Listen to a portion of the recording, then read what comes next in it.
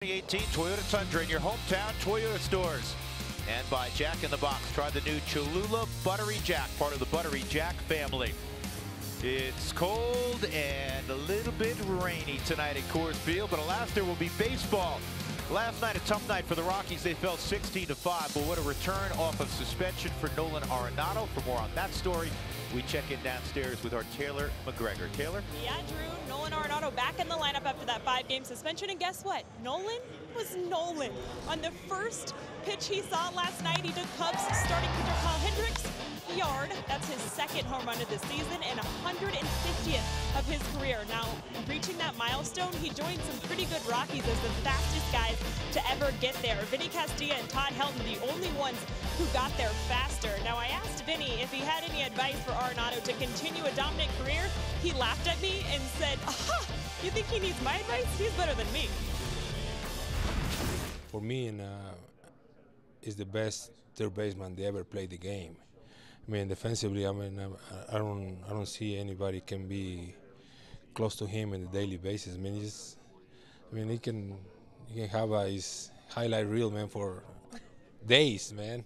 Because his plays are unbelievable, and I really appreciate the way he goes by his business.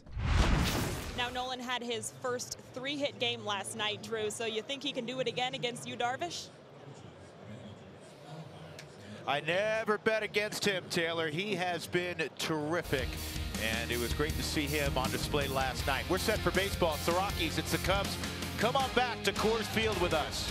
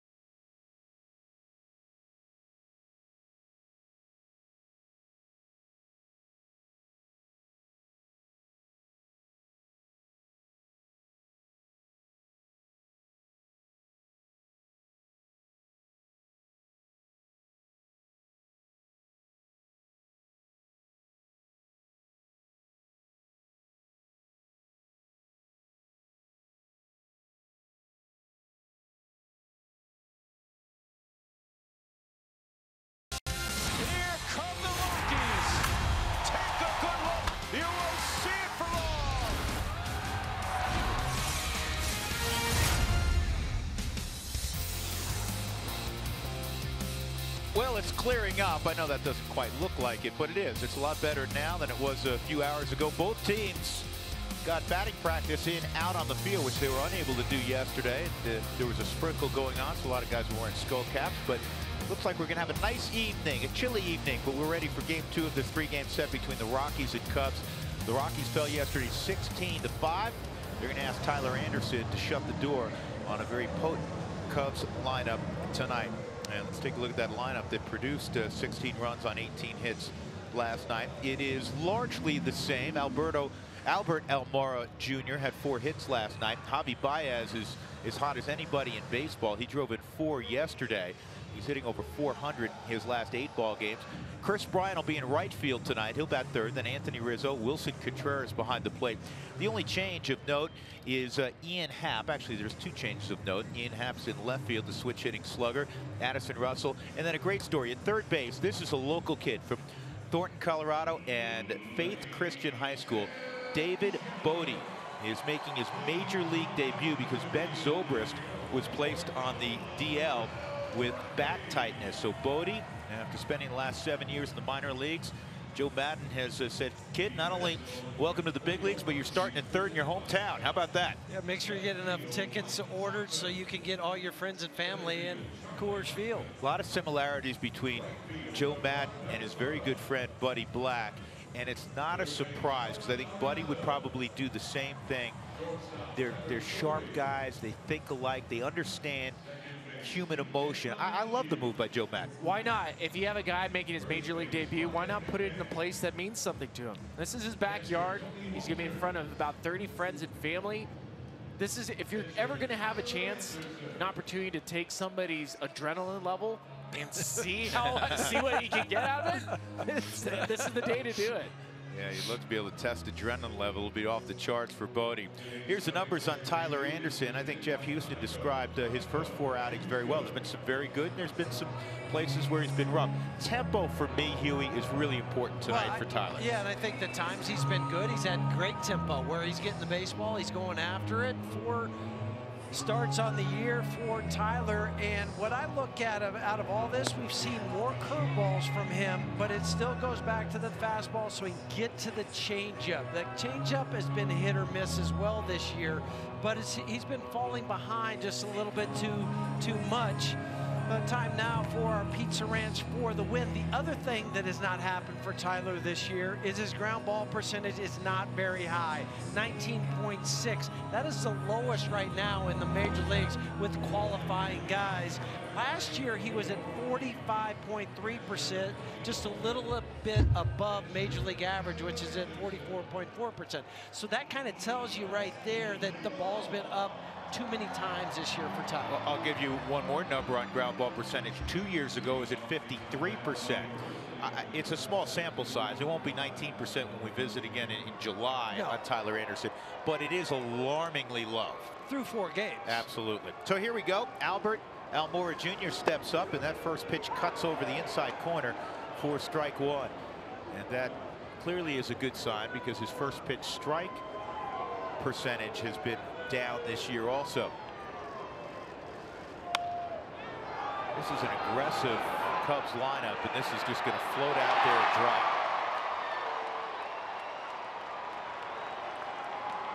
Just a bloop single that would not be a base hit in Wrigley Field, one of the smallest outfields in baseball, but cavernous Coors Field, that drops. And so Almora is on in front of Javier Baez. Tonight's defense for the Rockies is brought to you by John Deere. Mike Tauchman's getting the start in left field. Charlie will be next to him naturally, and Gerardo Parra again for Cargo, who's nursing that hamstring strain. In the infield, it's Arenado, Story, LeMahieu.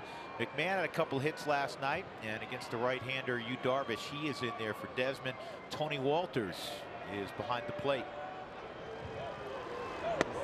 And a first pitch strike on Javi Baez right at the knees. Well, last night, Drew and Spilly, those guys, the Cubs, they were very aggressive. The first 4 hitters, or first 3 hitters, only saw 4 pitches.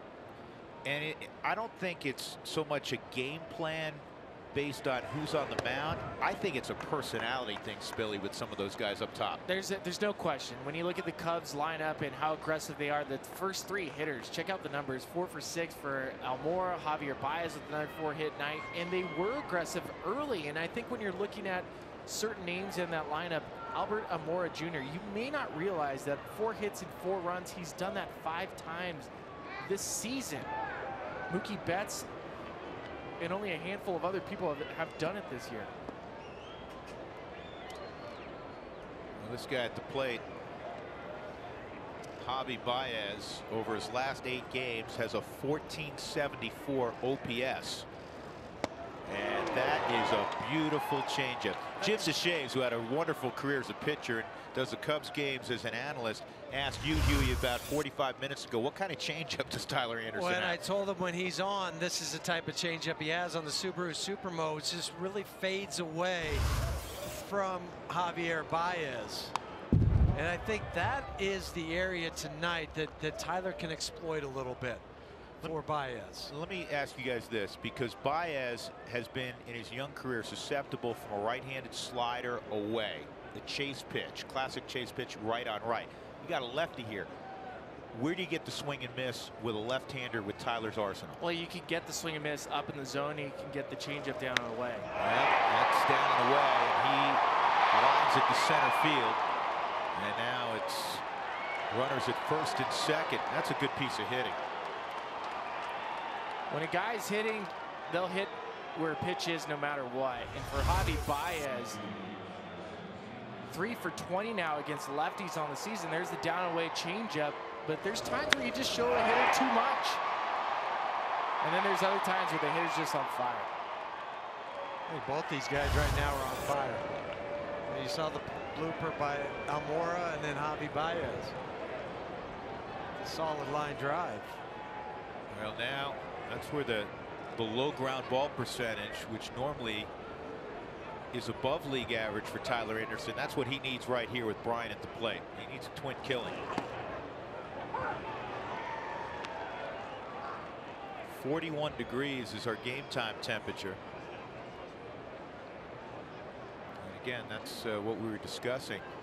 Ground ball percentage for Anderson the last And there's 2+ years. Yeah, and there's nobody right now that has one lower than 25%. That's in the air and playable to Charlie. Now Mora's going to tag, and Charlie's throw is cut off. Played Baez, and Baez able to slide in. So you had the double tag, which you don't often see, especially on a ball straight away. Well, this is an opportunity for Charlie Blackmon. Trevor Story's lining up as a relay throw towards third base, but as a center fielder, this is not the throw you make. You can take the decision, and you can see Trevor Story's lining up as a cutoff man, but the ball should go straight to second base. You can live with him going to third. You're still keeping the double play in order, and he can get out of it. Now that's just a free base for the Cubs with an aggressive base runner. And I think if you would have thrown to second, Baez would have stopped. Yeah, he would have not gone going back to first, even though he's ultra aggressive. So 2 in scoring position for Anthony Rizzo. And Rizzo takes down and in.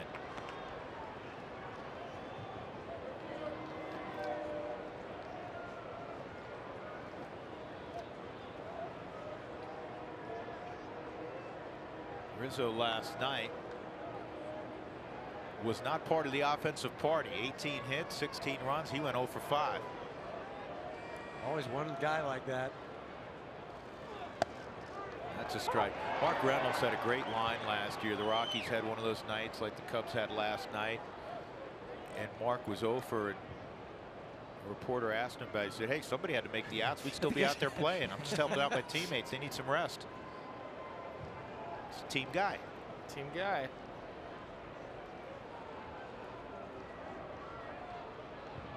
One and one on Anthony Rizzo. Chop foul. Now you hunt the strikeout.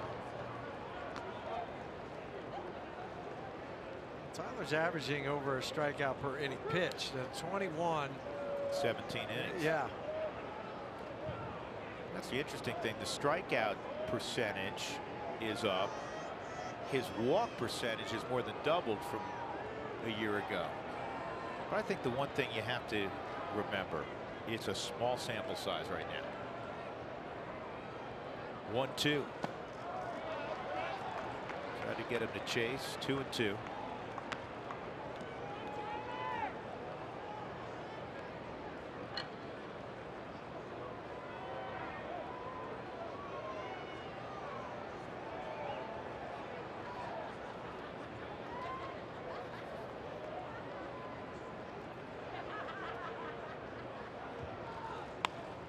This is slice to left and foul. Anthony Rizzo is one of the few hitters in baseball, as they get to 2 strikes, that is willing to choke up on the barrel. And think of a handful of guys. I know it was more prevalent a couple years ago. You can look at Anthony as he's choking up. And part of the thinking process for most hitters when you decide to choke up is that you have better control of the barrel. Now, you're not going to have as much whip, but you'll have better control if you're willing to put the ball in play. I think, too, right now, he's just looking to put it in play with the infield back, get an RBI. Somebody else we just saw recently choked up with 2 strikes. I'm trying to remember who it was. 3-2. I've talked to some pitchers too. When somebody stands right on the plate like Anthony Rizzo, it blurs their window with where they can go with their pitches, because all they see is the hands hanging over the plate. I mean, he's right on the dish, and watch where his hands are once that. I mean, it's about 2 or 3 inches off the inner corner. Strike 3 on that inside corner. And Huey, I'm glad you did that description right there. Rizzo doesn't like it, but he sees a ball underneath his hands, but his hands start in the strike zone. Exactly, and so that's where you can go sometimes. And we'll get a great look on the Subaru Supremo with the slider. Started at the hip, well received. It's a great pitch. It's a very good pitch. So notice where the hands are. I mean, those are right over the plate. That's a lot of plate. That's a lot of plate. Yeah, that's closer to middle of the plate than the black. And the other player I was thinking about a moment ago that choked up with 2 strikes, Corey Dickerson, with Pittsburgh. Yep. He's the other guy. Not out of the woods yet. 2 outs. Wilson Contreras at the plate. And this ball is crushed to deep center field. And it is gone. Where is it? Nope, they said the top of the wall. 2-run double.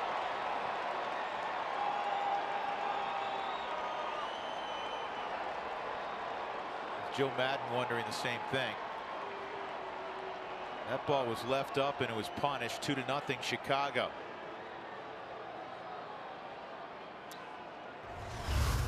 Wilson Contreras just hops on the first pitch. And just watch where the glove is. Is it? Oh, that's what Joe Madden. That did the young man touch the baseball? They're going to take a look at it. Now, it's not whether he touched it. He has to reach into the field to play. We had one of those about a week ago. Was it in Washington? It was the one No, here. one here. It was on Cargos here. Yes, it was a home run. Home run on Cargos. And just remember, too, that the yellow is just helping the umpires. It's not signifying that if it hits the yellow, it's a home run. It's got to go over that.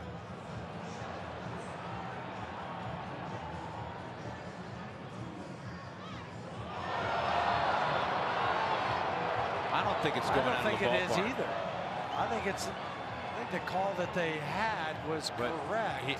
But here's the thing. As opposed to the one with Cargo, that they could say that that glove was slightly over the wall, where the guy who had the glove against Cargo, he was behind the wall. And that had already hit a fielder's. Right, exactly. Remember? That it came in and out of the glove of. I can't remember the outfielder right now. I'm drawing a blank. Against the Padres, right? San Diego, was yeah. Cordero? Spangenberg. Spangenberg.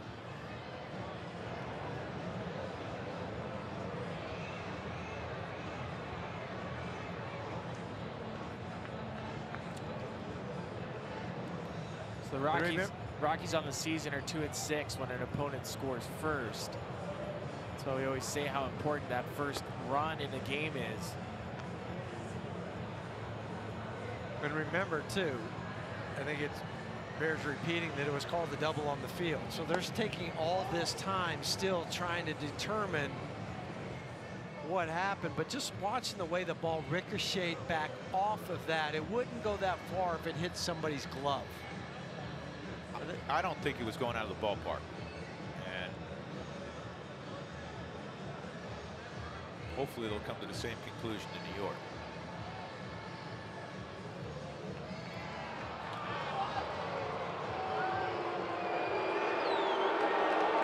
It is a double. And right now it's hard to tell because there's so many Cubs fans who are booing.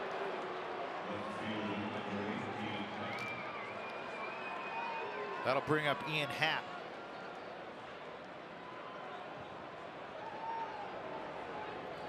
Well, the Cubs last night jumped on the Rockies for 2 runs.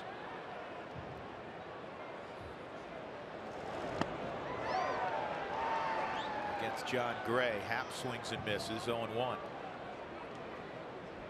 Happ got the 2018 baseball season underway when he swung at the first pitch and hit it out for a home run. Yeah, the first pitch of this season. Of anybody. Yep.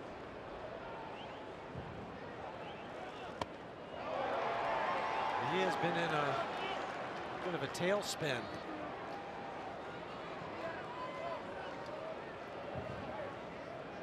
He has struck out 51% of the time so far. 25 strikeouts and 49 at bats.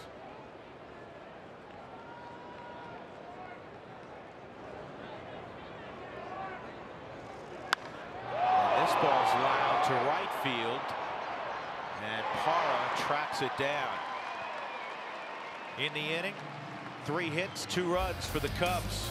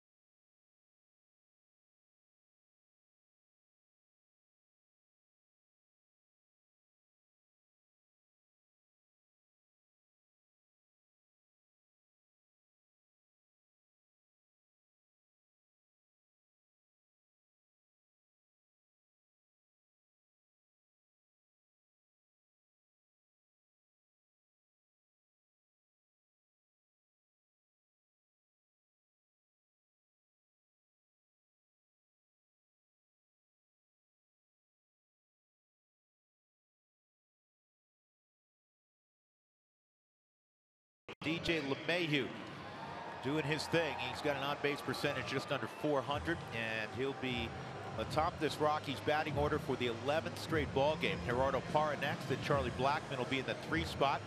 Nolan back. He's batting 4. Story, McMahon, Mike Tauchman, Tony Walters, Tyler Anderson. And for the Cubs, it's the 4th start for Yu Darvish, but his first in 8 days. They didn't skip him or anything. It's been postponements, and because of weather, he has not started since April the 13th. Now the Cubs signed him this offseason. It took quite an offseason for Yu Darvish to sign him. He thought he was going to return to the Dodgers, and they have him for 6 years. You see the usage. Fastball 94 miles an hour. Will go to his slider right away. For Yu Darvish, the biggest thing he's been struggling with this season has been control, especially first pitch. First pitch strike for him less than 60%. Career-wise, it's about 66% of the time. First pitch strike to DJ. Mayhew hits this ball to deep right. Bryant on the move, reaches up and makes the catch waist high. Here's the Cubs defensively, brought to you by John Deere. And there is Bodie, David Bodie, making his big league debut in his hometown, ostensibly. He'll be at third base. The outfield has Happ, Almora Jr., and Bryant, who plays the outfield and third base, as most of you know. It's Russell and Baez up the middle, and a very athletic Twosome there. Rizzo at first, and Contreras behind the plate. Parra was 1 for 4 last night. Had a base hit to left. Yu Darvish misses at the top of the zone there. Home plate umpire is Jordan Baker. Corey Blazer from Pomona High School is at first base. Greg Gibson, crew chiefs at second. Vic Carapazza is at third. Outside. Well, when you look at some of the data we get on pitchers, Yu Darvish is the first and only guy that I've ever seen where 6 different pitches are listed. And if you're wondering what could they be, 3-0. Fastball, naturally, slider, cutter, curveball, changeup, and the splitter, which can be devastating. I've never seen a guy with 6 pitches listed. No, and probably he could throw more if he feels like it. He's a Seen guy him that throw can the go from eephus. 2 to 12.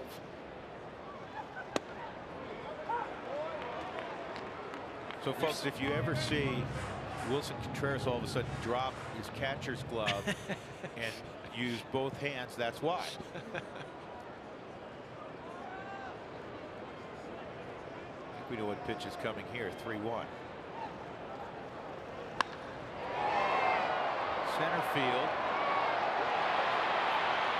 Misjudged initially by Almora Jr., but he catches up. There's 2 outs. And that'll bring up Charlie.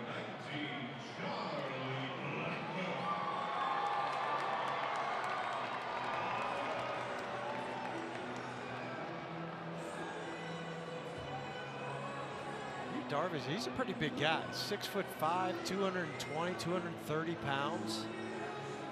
Very good athlete. I'm going to walk by him yesterday in the tunnel down by the dugout. I was a little amazed. I didn't realize he was that tall. Yeah, I saw him. That big.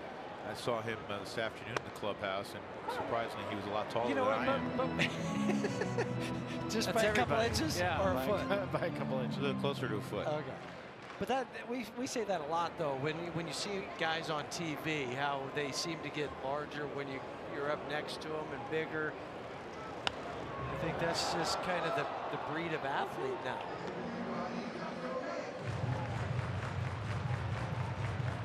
Ohtani's even bigger than Darvish. Ohtani comes in a couple weeks. Ohtani does come in a couple of weeks. Beginning of May, Angels make their appearance. It's the 8th and the 9th here against the Rockies. 2 strikes on Blackman. And for Ohtani growing up in Japan, the guy he idolized was Yu Darvish. And what's interesting is Yu Darvish and Ohtani over time have created pretty good friendship. Culturally over there, is it still Ichiro and then everybody else a notch Yu Darvish below? is He's pretty close. He's pretty close to Ichiro.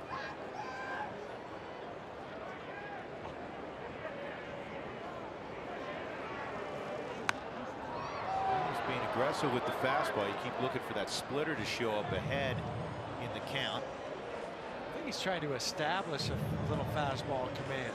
Because of what you guys were discussing, Yeah. and it's been a little wobbly, shall we say, so far. So if he can establish that, he can go to the splitters and the sliders.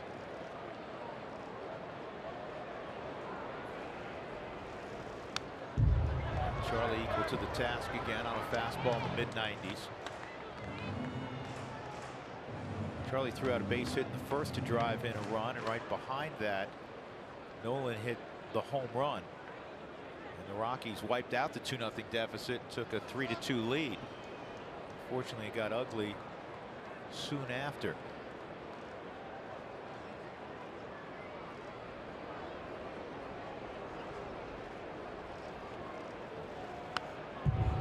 Good passes from Charlie, trying to stay away from him on the Subaru strike zone.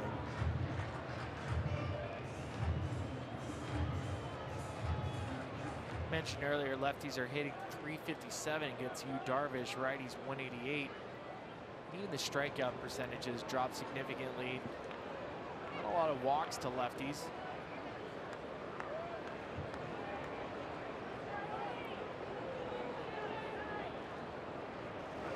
And the Rockies again have loaded up on the left-handed bats in the lineup. Parra, Blackman, McMahon, Tauchman, Walters tonight. So we know how the Rockies have been struggling to hit offensively this year. I think you'd be shocked when I tell you, as a unit, they're hitting 194 off right-handers. But at the end of the day, they're 7-5 record-wise against right-handers.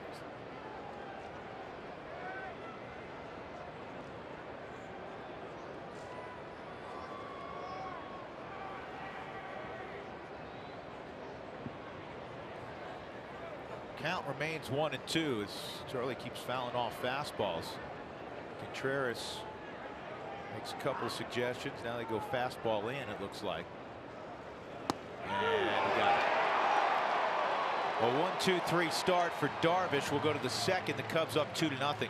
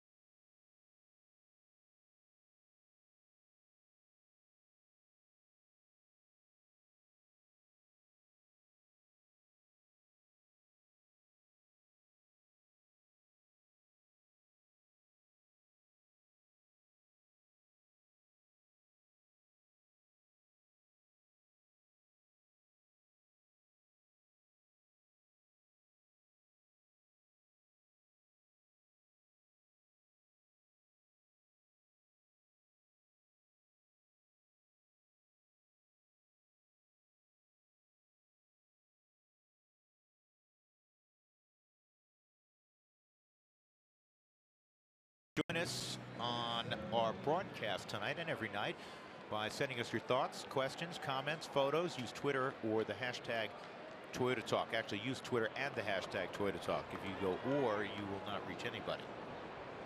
Understand that, Can't Billy? reach anybody? No, you have to use both. You have to use Twitter and then include the hashtag Toyota Talk. Okay. Anderson against Addison Russell. And he swings at the first pitch and fouls it off. So in the first inning, there were 3 hits. A fly out, a strikeout, and then a line drive to deep right field. We were talking about ground ball percentage and that it's below 20%.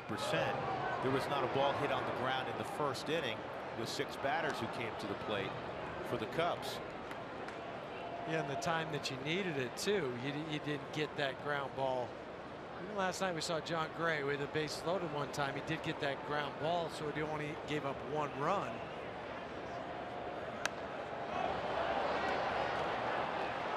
This is going to be out of play. So you mentioned something earlier, Drew, about how aggressive the Cubs have been against the Rockies the last. So I'm just looking at their season-wide numbers. They're hitting 330 on 0-0 counts. They're hitting 350 on 0-1 counts. They're hitting 438 on 1-0 counts, and they're not taking much. They are swinging, they're firing through the first 3 pitches of an at-bat. Russell swung at everything so far, and again he is fortunate enough to get it far enough out of play that McMahon does not have an opportunity to grab an out. So it remains 2-strike count on Addison Russell.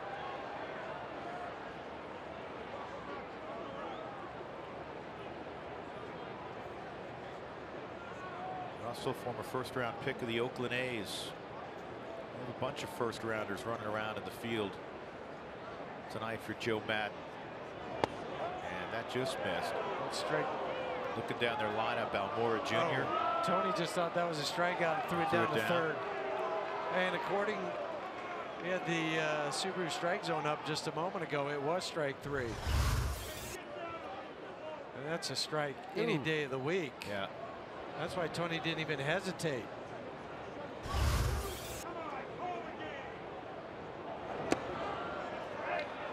Yeah, that looked like that was all over the outside. Yeah, that was the same pitch pitch to Chris Bryant. Yeah, it was pitch number 5 on the Subaru strike zone.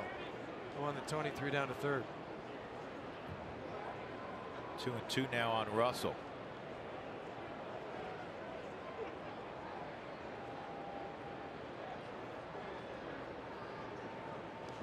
Three and 2. So the first-round picks for the Cubs in their lineup. Almora Jr. was a first-round pick. Chris Bryant, as you know, was a first-round pick. I'm trying to remember, was Rizzo a first-round pick of Boston? Check that one. Ian Happ's a first-round pick. Addison Russell's a first-round pick. That's 4.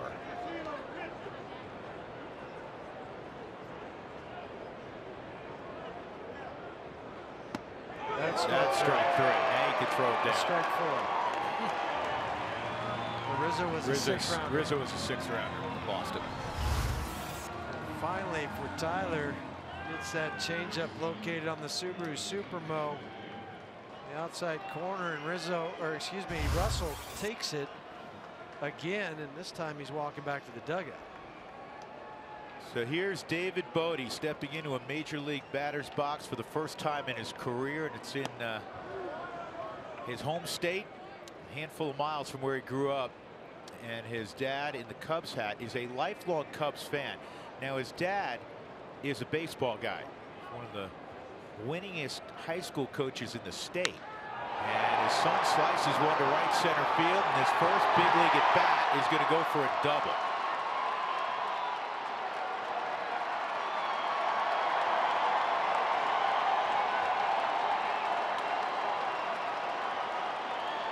Well, it didn't come in a Rockies uniform, but a special, special moment for David Bodie, for his dad, for his family, and for all of his friends. Reaction from his teammates, pretty incredible.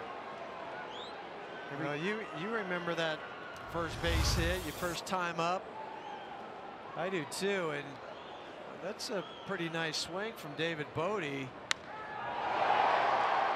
Takes it to the off gap, and you know right now as he's running, he doesn't feel anything. Family's excited. Well, his dad, you know, taught him to play well. He's the head coach at Stanley Lake.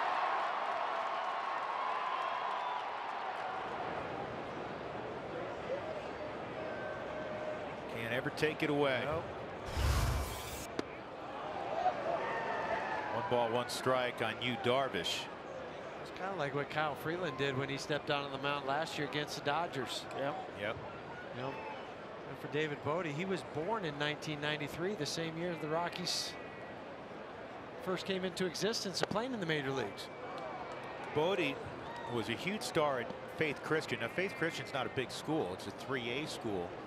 And he was the player of the year in the state out of Faith Christian. He could always hit, and he was a slick fielding shortstop. He went to Liberty University in Virginia. It's a strike.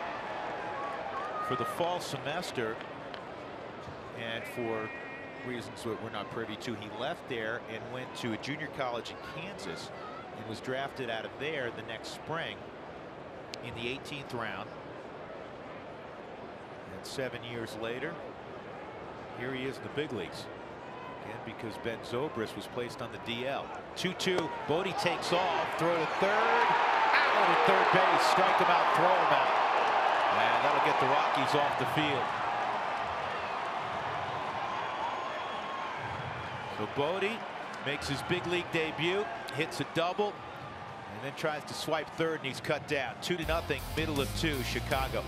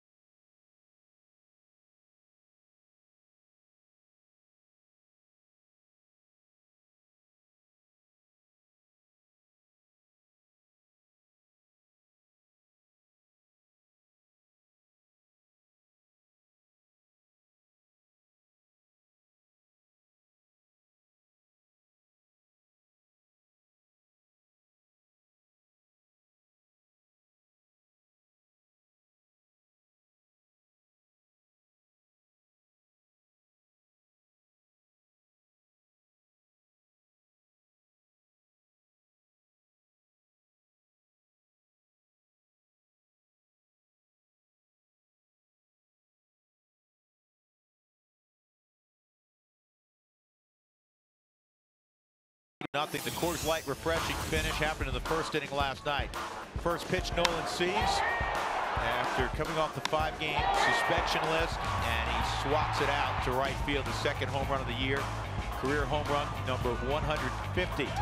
So it got us thinking.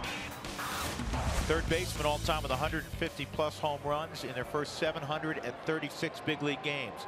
The Hall of Famer Eddie Matthews, the Hall of Famer Mike Schmidt, former teammate of our Jeff Houston, Troy Glass, Bob Horner, who once hit 4 home runs in a game, the great Arizona State star who had as much power for a short period of time as anybody in the game, and then Nolan Arenado. Yeah, Bob Horner also went from college directly to the big leagues. Yeah, he didn't pass go. He collected more than $200.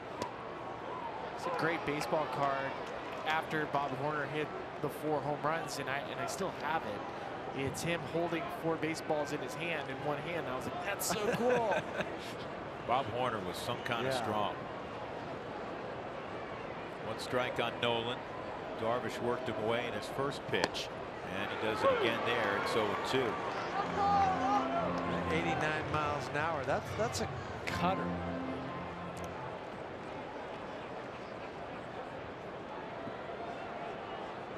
Bob Horner, Rookie of the Year back in 1978.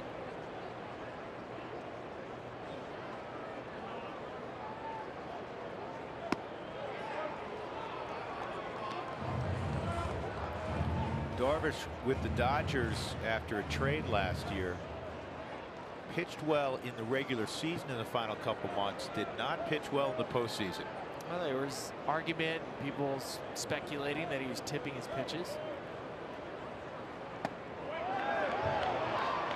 2-2. He must have been, because they were laying off everything, and whenever he came in there, it was getting hit hard. And sometimes people, if you're curious what tipping a pitch means, it's there could be times where a pitcher's in his set, depending on where he brings his glove or where he pulls it up, how close it is to his body. This is hooked to third, and Bodie will field cleanly his first big league chance. 1 out. And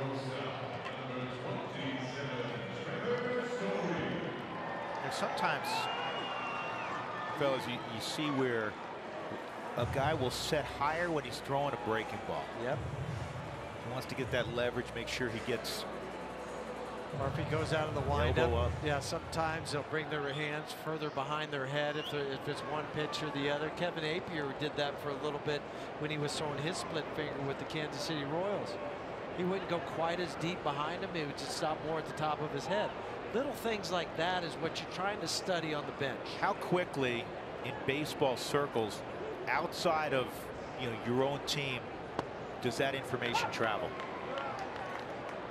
You know, there's times where you try to keep that one close to the vest because you don't want another team finding out that the guy's tipping pitches. If you can have an advantage over somebody, you don't want anybody to know. Right.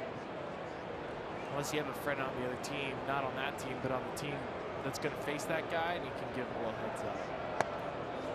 Hey, if you want to get a couple hits tonight, check this out. I mean, it was startlingly bad. His numbers last year in the World Series, 3 1/3.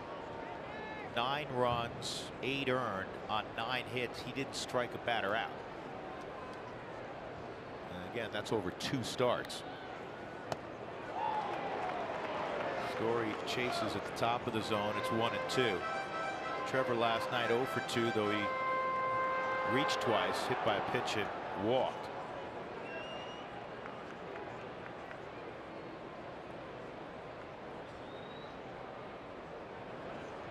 This is the first time Darvish has ever made a start at Coors Field. He was 5-2 in his career against the National League West.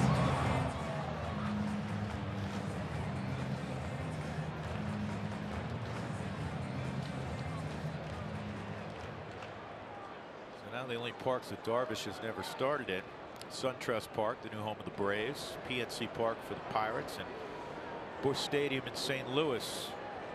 I think he's going to see Pittsburgh and St. Louis a few those times. Two knocked off.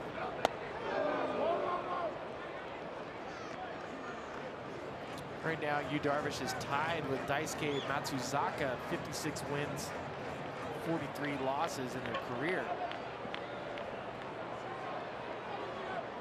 What is that? That's the sun. You'll scare it. That's Stop the it. sun, Jeff. Come on Need my now. sunglasses.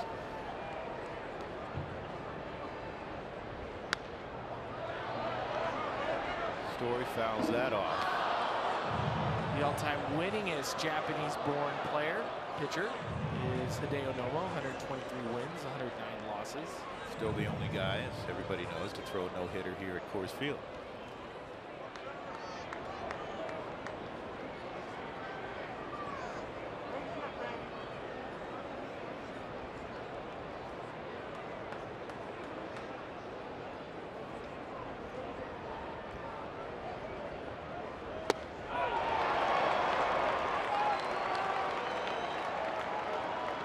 Two outs, and that'll bring up Ryan McMahon. Fans, when the Rockies score 7 in a game, go to participating Colorado Taco Bell locations the next day between 4 and 6 to get your Rockies taco special. Live Moss at Taco Bell. Well, first multi-hit game of young Ryan McMahon's career came last night. A single, and then he went opposite field with that sweet stroke of his and produced a double. He's hit 3 straight, and those hits came in the 7th and the 9th inning. And now he's higher up in the lineup than he's been at any point this year. Some of that has to do with the fact that Buddy's loading up on left-handed bats against Darvish. That pitch is not good for you down in there. Yeah, looks inviting until you go to swing at it. And then about halfway through your swing, you're saying, can I stop my swing? Why am I swinging? Those thoughts go through your head.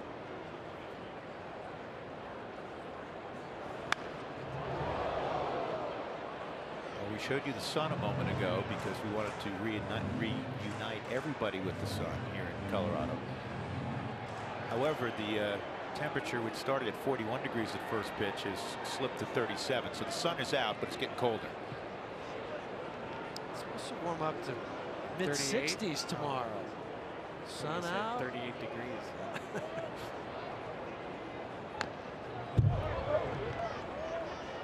Mid-60s tomorrow? Yeah. We're going to wear bathing suits, Ian. Yeah. Just don't wear Speedo, okay? Well, what other kind of bathing suit is there? There's other options. Look at the Roaring 20s. You can wear that full bodysuit bathing suit.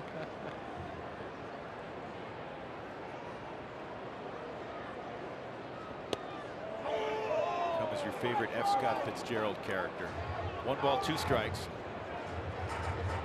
What is it, Gatsby? Great book. It's the only one I read in high school. Period. The only book. Probably.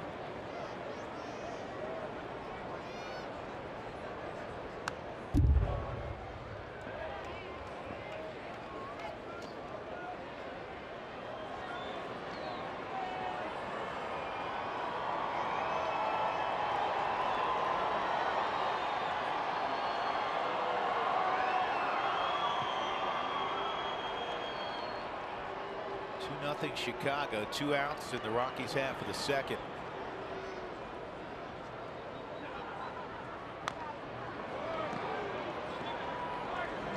Spoiled some good pitches from Darvish. Well, Darvish came into today's game averaging about 20 pitches per inning. That won't get you very deep into a game. That's why he's only gone 6 innings once in his 3 starts. All the other less than 5 innings.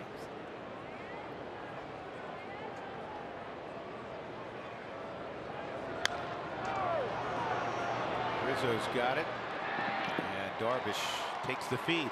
A 1-2-3 second. As we go to the third, it's the Cubs 2 and the Rockies nothing.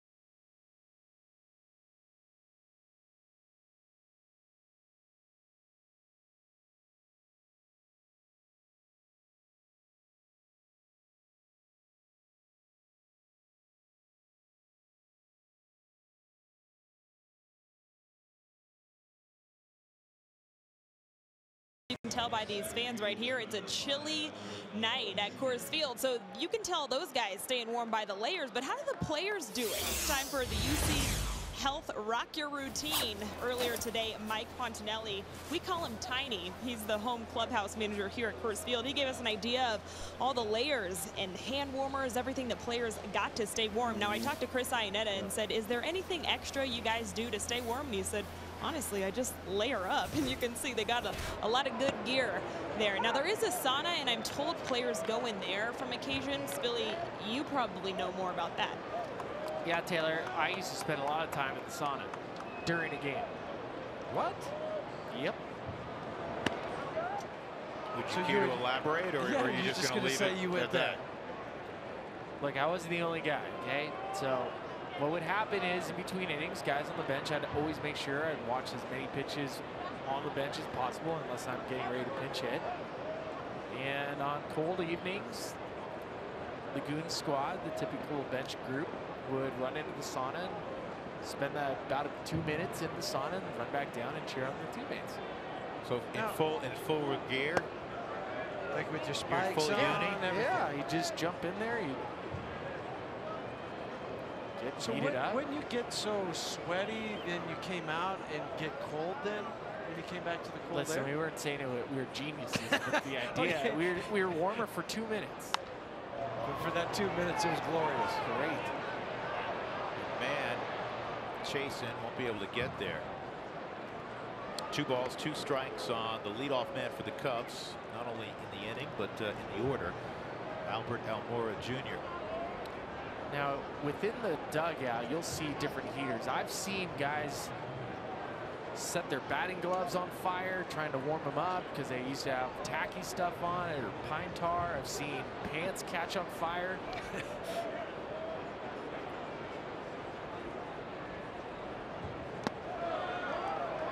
3-2.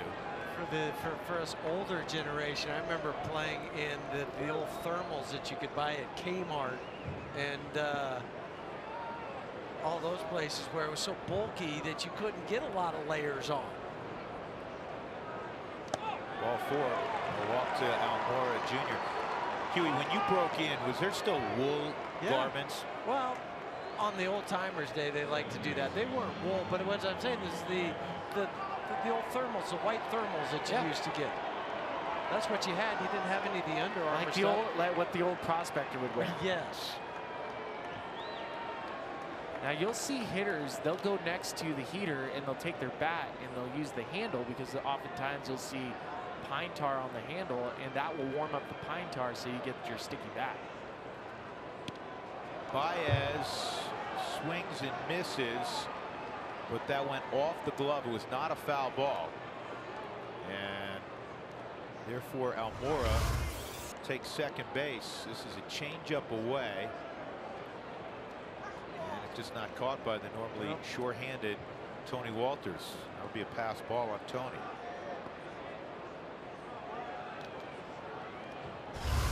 Baez right now leading the National League in slugging percentage at .742. Ahead of Bryce Harper and Charlie.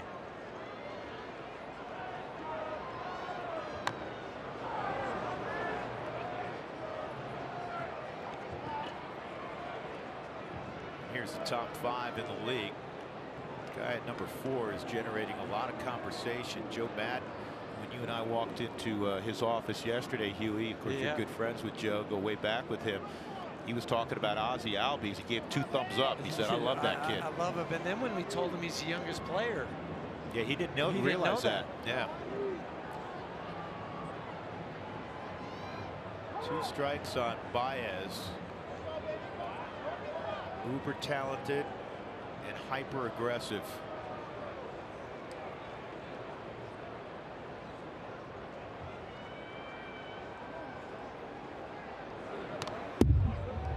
That pitch probably a little too good, Spilly, 0-2, isn't it? That's way too healthy of a cut with 2 strikes. And it just gives you confidence. If you're a hitter and a pitcher sees that type of swing, I mean, Tyler's lucky he got away with that pitch. That's a center cut. That's a 2-0-3-1 swing, right?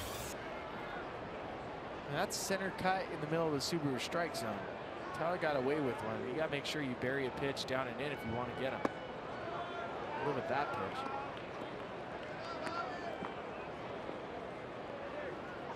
We talk about illusions. The good pitchers can make a pitch look like a strike for 50 feet, 55 feet, the illusion of a strike, and then have it be off the plate, in or out, or up, to induce a swing where it is hard to contact the baseball. Because the first 10 feet out of the hand, 15 feet, that's when you're telling yourself, your brain's telling you, this, I've got to fire at this. And then when it gets halfway there, you're already starting your swing. And so that illusion, that last 15 or 20 feet, is what caused you to swing and miss. This ball on the ground. Story will throw out Baez. Almora with a good read. He's chopped basically right at him, so he's able to cross over. One out, and that'll bring up Chris Bryant.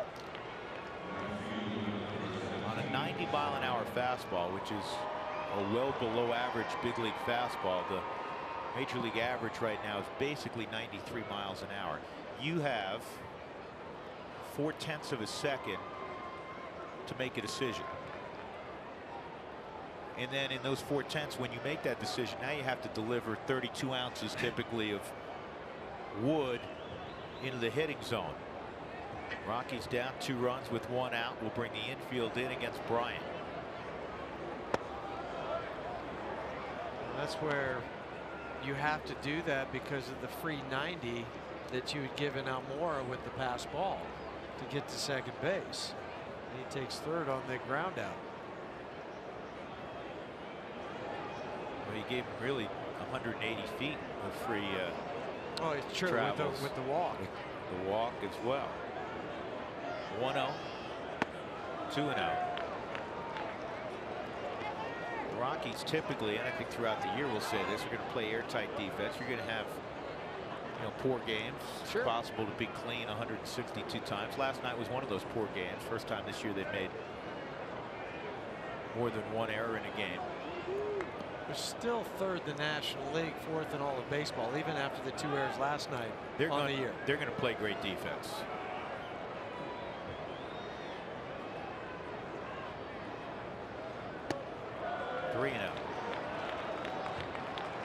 So I know you were talking about illusion and making sure you get a pitch that looks like a strike from 50 to 55 feet. Now there's times where a pitcher can force that issue for a hitter. And number one is increase the pace. Increase how quick you're making a hitter feel that he has to be ready to hit. And right now, just watching Tyler, it's slowed down. It's slowed down quite a bit.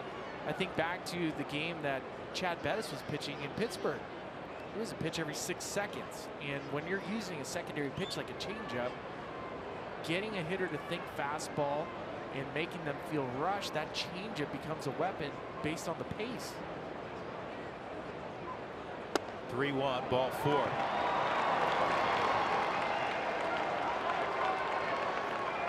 And that's something we discussed at the top of the broadcast with Tyler. When he has been good, he has tempo that's similar to Chad Bettis.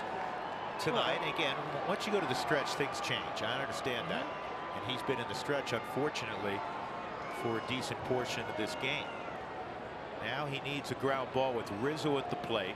First and third, down 2-0. There's 1 out in the third.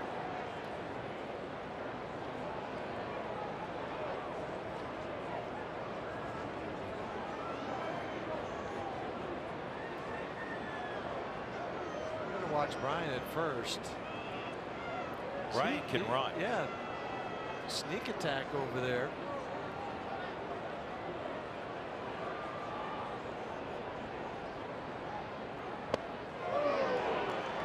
Swung on and missed. Rizzo's just 3 for 34 out on the road. Try to keep him in that kind of funk. Struck out looking at a 3-2 cutter on the front door his first time up.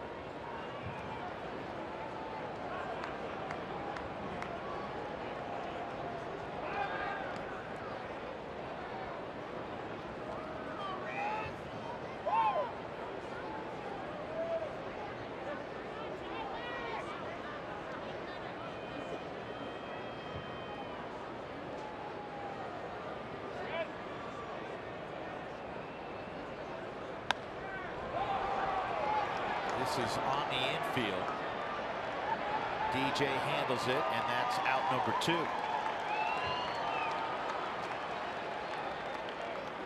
The first 20,000 fans through the gates tomorrow will receive a 25th anniversary reusable Earth Day tote bag, courtesy of MLB Network.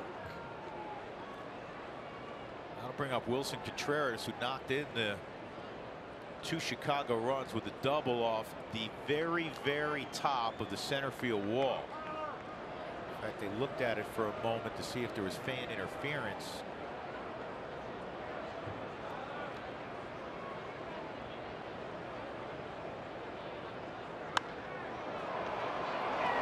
And this will get Anderson out of it. Charlie makes the catch, 2 left on. And we'll go to the bottom of the 3rd. The Rockies looking for their first base runner against Yu Darvish.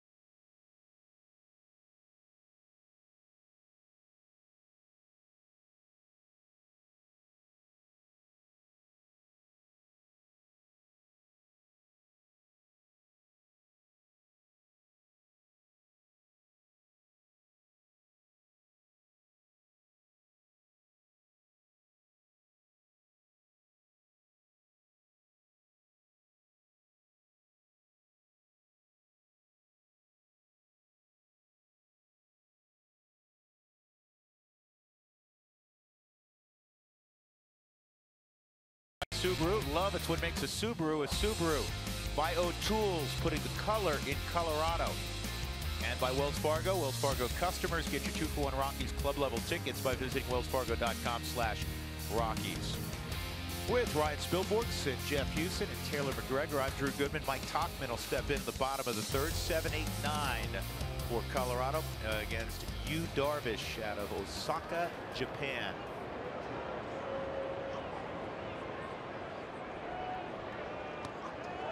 Takes strike 1. One of those young bench players trying to get untracked offensively. It's hard to do when you're not getting regular at bats, but that is your role when you're coming off the bench. You have to find a way because you're not going to get 25 at bats a week. It's a hard role for a guy that has 10 years in the big leagues. Yeah, you lived that role at times in your career. So did you, Spilly. And sometimes you just have to take small victories. And no, it doesn't look good on the average when you're looking up at the scoreboard. You know, when you're sitting in 1 for 21, and that's not good. But I think for Mike too, he's been a little bad luck where a lot of the guys that he's faced lately, not tonight notwithstanding, have been left-handed. Yep. It's been a tough draw. I remember there's times where as a pinch hitter you foul off a lot of pitches just because your timing isn't quite there, and I would get rid of that bat because I didn't want to see how many missed balls I had on the barrel.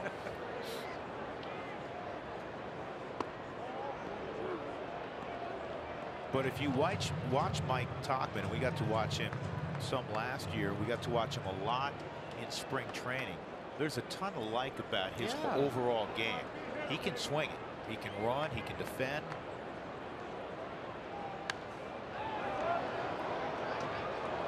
I mean, 21 at bats in 21 games. That's what he's getting.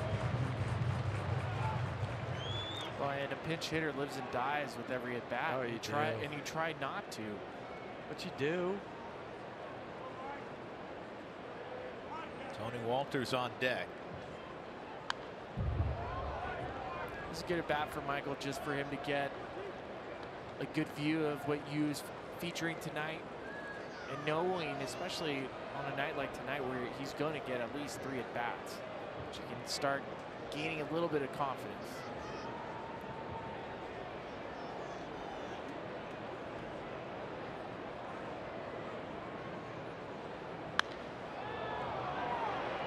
Hot fly to shallow right, Bryant territory. 1 out. Now to bring up Tony Walters.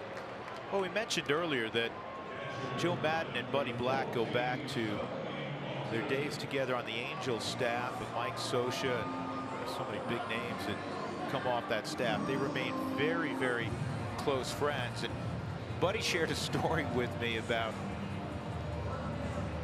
a nickname given to him by Joe Madden their first year. They were playing a spring training game against Arizona down in Hermosillo, Mexico, and after the game, all the players and coaches were signing autographs for the fans, and there was a fan in the stands as Buddy was signing away who kept saying to him, "Como te llamas?" And Buddy would say, "Buddy Black." "No, como te llamas?" He said, "Buddy Black." "Como te llamas?" "Bud Black." He asked him a 4th time, and he said, "Pepe Negro." And from that point on, Joe, who is standing next to him, has called him Pepe. He doesn't call him Buddy. He doesn't call him Harry. He doesn't call him Butto. He calls him Pepe. A strange way we get nicknames in this game.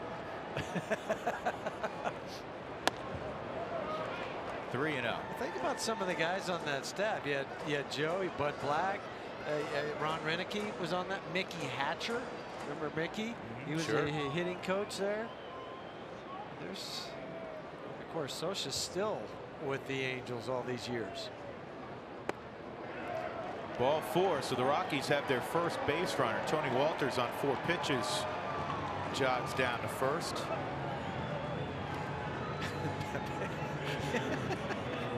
That's classic. And knowing, and you know Joe exceptionally well. Spilly and I have gotten to know him a little bit over the last few years, and we all know Buddy well. Can you imagine those two guys together? My goodness. Talk about quick-witted. Oh man. And you can tell though, because of their personalities, why they've had success where they've been. Oh, they're people folks. They would be, they would be successful in any type of vocation. They'd be successful as a manager in business, as a CEO, as a teacher, as a coach. It doesn't matter. No. Because they have transferable intellectual and people skills, both of those things at the highest level. Buddy was saying you don't want to play any sort of trivia from the 60s and 70s, sports, news, or otherwise, with Joe Madden. Well, we were talking in his office yesterday with him, and he was reeling off names of people that he played with in Boulder Collegiates. One of the things that the great Bus Campbell, who was a great pitching coach, associated for years with so many pitchers, and he had so much to do with the late great Roy Halladay's rise as a pitcher. He gave us Bus out of nowhere. Remember, he said, yeah, he lived at 5224 Grant Street. He knew his address? He knew his address. He probably still sends him mail. He just, the names he was rolling off his tongue, it was, now you understand why you don't play trivia against him. Well, Buddy has great recall, and it's similar to me to what Jim Tracy had and has. Jim Tracy meets a guy one time, and he always remembers the name. Yep. 1 ball, 1 strike on DJ. Rockies trying to get a 2-out knock here and break the ice against Yu Darvish. Down 2-0, bottom of 3. Rockies have been out hit 4-0.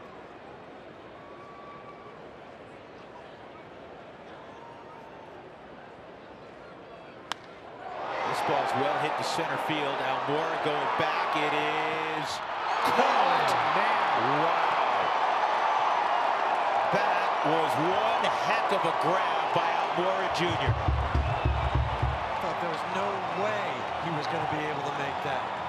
You thought there was no way, and he thought there was no way. You can tell by the smile on the face when a player comes running in, he just made a miracle. Took a run away, and at least a double from DJ, if not a triple.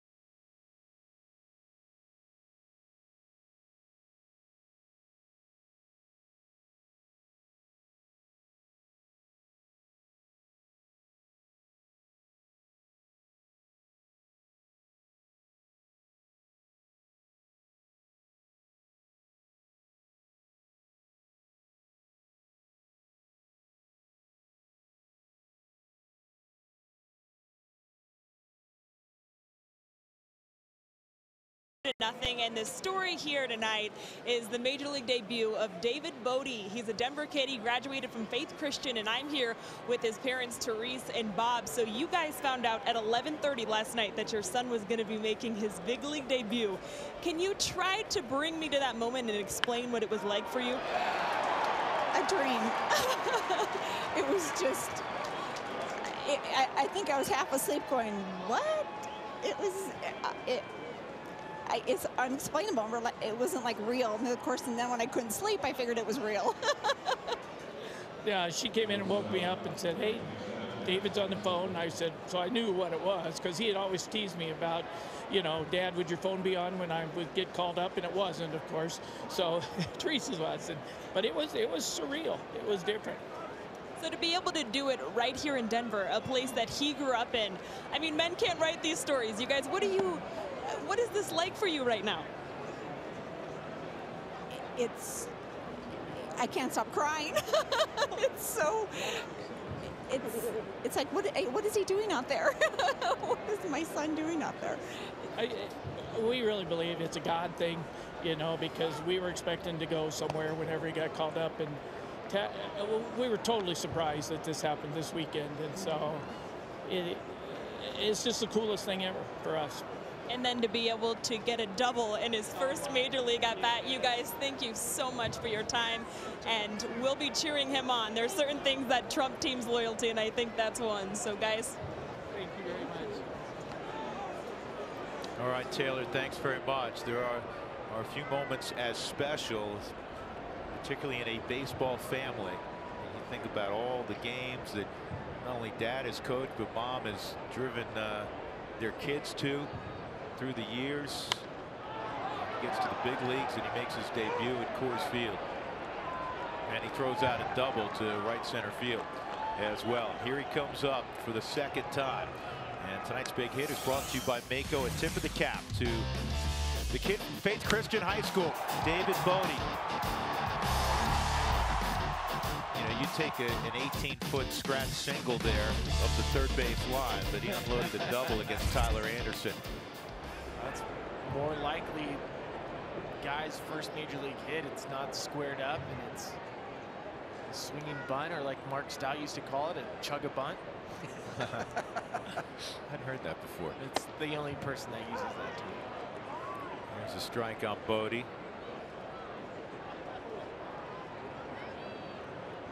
Now, the story I heard of Bodie in the minor leagues was he was an A-ball. He wasn't even playing. And his manager was watching him take batting practice and was saying, look, the results weren't matching up. Some of the other guys were getting opportunities, but he really stuck his neck out for Bodie in the offseason and said, look, this kid can hit. He can barrel up a baseball. And it was the faith of a coach, a high-A coach, a manager that said, give him an opportunity, and he took off from there. That's foul. I think it's Billy. You and I have talked about this through the years. Huey, we've talked about this through years. Huey, in your case, you're an undrafted guy. Yeah. I mean, undrafted guy. I mean, in the hierarchy of guys, you're at the bottom of the barrel. And Spilly, you were a 7th round pick, right? Yeah, but UC Santa Barbara, which... Well, that elevates. It's really like you were the first pick of the draft. That aside, you have to have a godfather. It's one thing if you're Chris Bryant or somebody that's drafted extremely high. There's a lot of money wrapped up. Everybody knows who you are from the moment you get there. But if you're a middle round pick, this kid was an 18th round pick.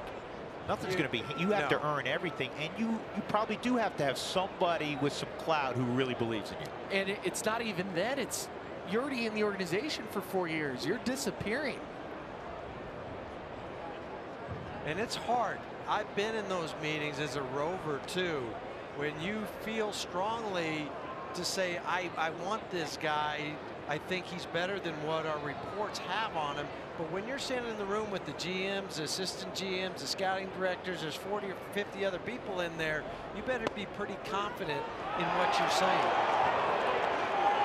Bodie's going to have to walk away there. He's called out on a strike at the knees. 2 outs, and that'll bring up Darvish. Down on a little cut fastball on the Subaru Super Mode. Tony just holds it, brings it right up for Jordan Baker. Strike 3. 4 strikeout tonight for Tyler. Yeah, I love how you described that, Huey, because it takes some confidence and some guts when you're in that room and you come out and say, no, I really like this guy who was an 18th round pick, because they're, if the guy fails, they may come back and go, what were you saying? Yeah, it's easy to jump on the #1 pick bandwagon. I like Bryce Harper a lot. I like him a lot. He's going to do great things. Right. But when you're talking about a guy that's drafted, or in the 15th, 18th, 20th round, or maybe not even drafted, he's a senior sign. But they're going to get less opportunities. But if you feel strongly, you stick your neck out there. When you have 45 other people looking at you, shaking their head, saying, really?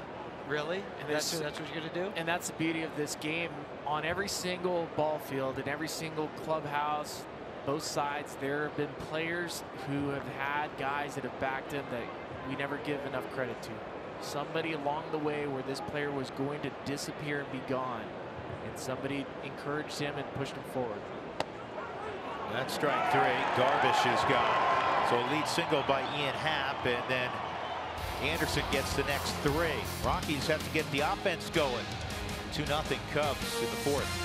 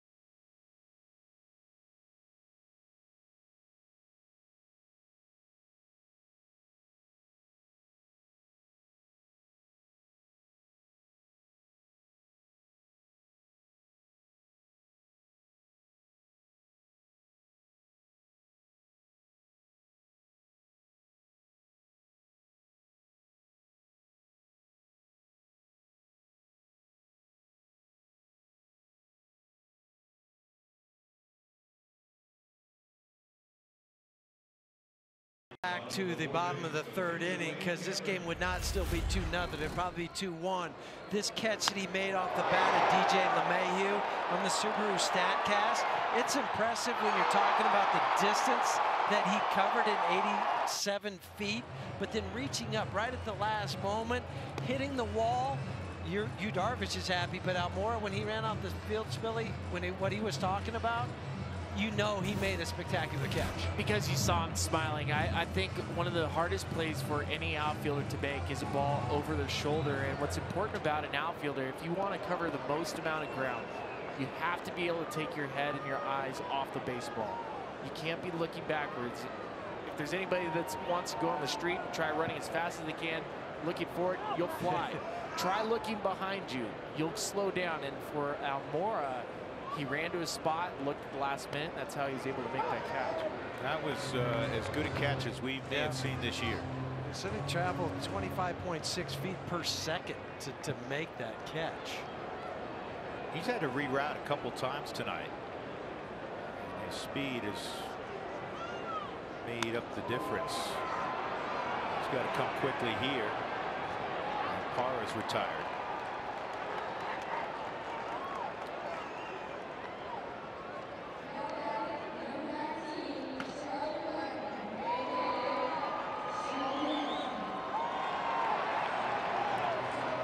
One out. Here comes Chuck Nasty.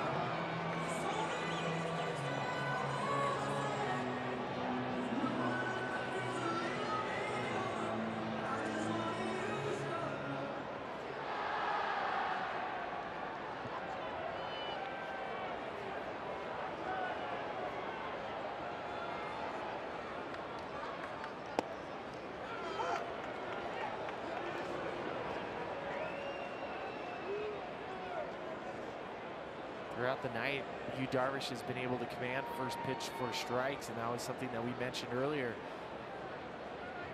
It's been unlike Yu Darvish. He's typically a 65% first pitch strike. This year, well below 60%. And tonight, you can see the difference. You get first pitch strike on any major league hitter. 8 out of 12 so far in the batters he's faced. It changes in a bat. You'd love to face a guy knowing that you're in a 1-0 count. Charlie was in an 0-2 count his first time up, fouled off a number of pitches, mostly fastballs, and then was caught looking at a fastball in the inside corner. He's going to have to work out of an 0-2 ditch right now. One out, nobody on. Anderson's thrown up some zeros, so it remains 2-0, and that was a slider down and in. That's the kind of swings you get sometimes when you work ahead as a pitcher.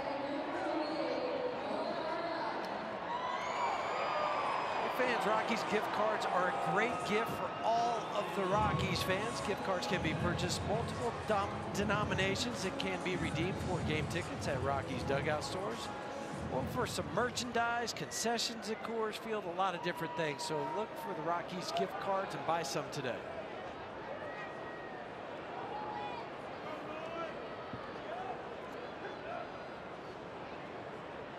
See how aggressive Nolan Arenado is. A lot of off-speed pitches second time through for Yu Darvish.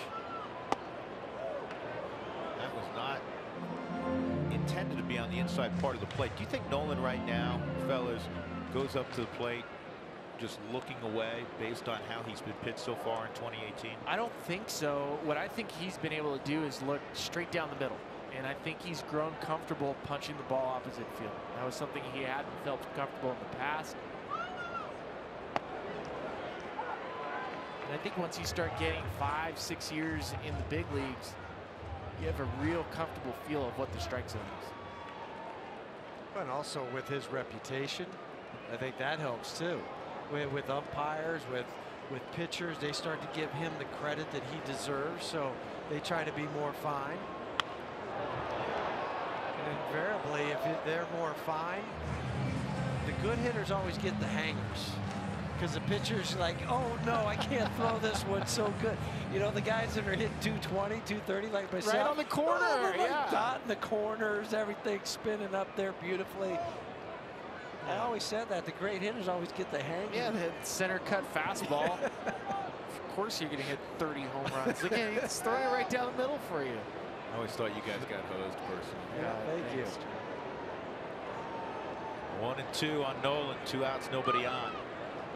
And that's the base hit. That's exactly what he's been doing this year, Spilly, just as you described. That stuff away, just kind of like a good tennis player, kind of punches a volley. It's exactly right, and I'm telling you, there's no reason for Nolan to give up one side of the plate. When you start looking just outside part of the plate, you basically give away the inside portion, and that's what makes Nolan so special. I think he's looking right down the middle, and I think he believes and trusts his hands enough that it doesn't bother him to take the hit to right field anymore. Remember the big question last year going into the season, or one of the questions, I guess, for Nolan, could he hit 300? Right? Because in 2015, he hit 287. 2016, 294. Last year, 309. Because of some of those hits right there. Just punching the ball the other way. Walk rate went up a little bit also, and it's interesting that you say that, because I was thinking in my mind, again, 309 last year. If he continues with that approach, I mean, he's going to hit balls out of the ballpark. He's a RBI hog. He's going to get his ribbies. He'll hit, 315 or better. He'll increase that because of that approach. Yeah. Using the whole field. So in this day and age of people shifting and moving and being on every pitch, moving 2 feet this way or that way, well, you can't do that when a guy's taking the ball the other way if they pitch him away. Would that be a good start of a team right there? You put one guy in one corner and the other guy in the other corner, you'd be okay with that? Do you live with those two? Bookends? We'll give you those guys for the next 10 years. That's basically what the Cubs have. The Cubs have. They have Bryant at third. They'll play him in right field tonight. They have Rizzo at first. They control them for another several years. 1 ball, 1 strike on Story. 1 swing away from tying it up, perhaps.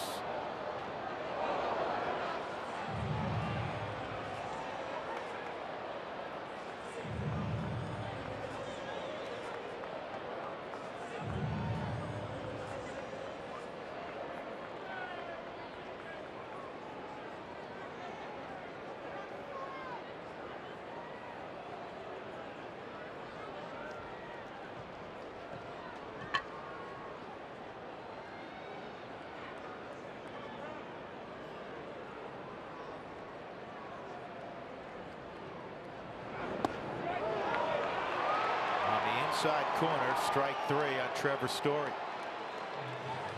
That ends the inning. Nolan's left at first base. We go to the 5th. It remains 2-0 in favor of the Cubs.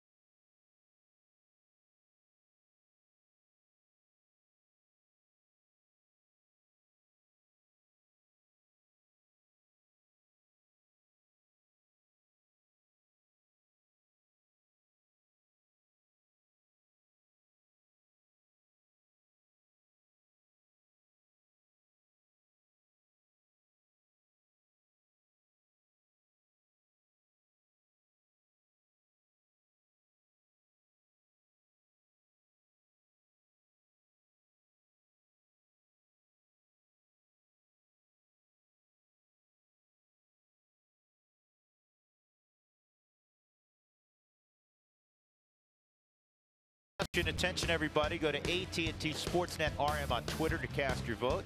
Jenny will have the final tallies during our post-game show. Today is National Record Store Day. I thought it was like, this is Dougie Marino Day. Which was your favorite music medium, vinyl, 8-track, as Huey still has in his pickup, cassette or CD. Spilly, you go first. What do you got? Look, I love vinyl. Had a nice collection growing up, but I could never play vinyl in the car that I drove. So it's hard to drive with a record player on your dash. So I grew up in the CD period. Still have Richard Marx's CD.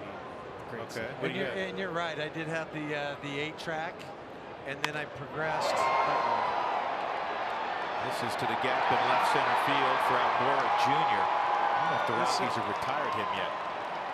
They got him last night barely on a, remember they had that line out to left field last night that Desi had to catch. But so I went from the 8-track to the CD, or excuse me, the cassette.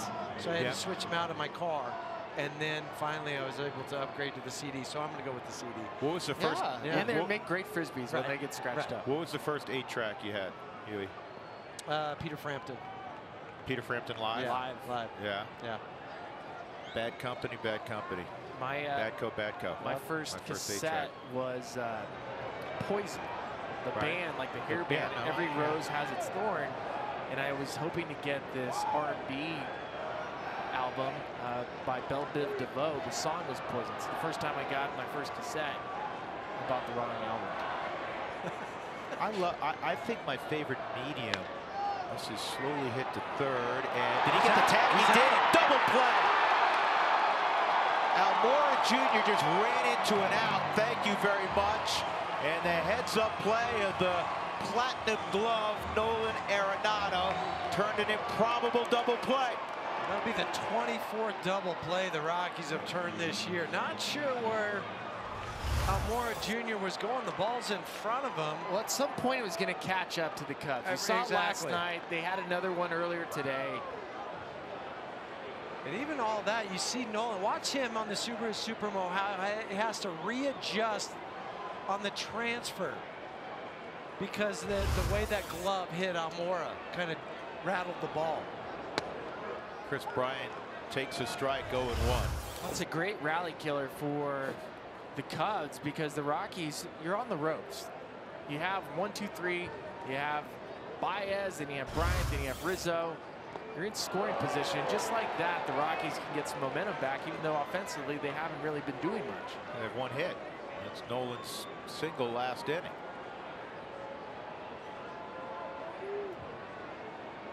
Todd, second base. Don't cross over on a ball in front, and don't run into an out. And they got away with it last night. Remember? Baez, yeah. He crossed over. Just with a creative slide, eluded the tag of Nolan on a flip from Trevor Story. But that play by Baez last night, I really felt changed the momentum of the game. That was a monster play last night because it led to several runs with 2 outs.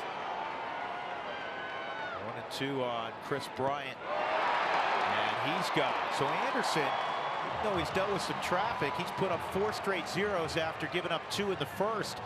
If the Rockies can get on track offensively against Yu Darvish.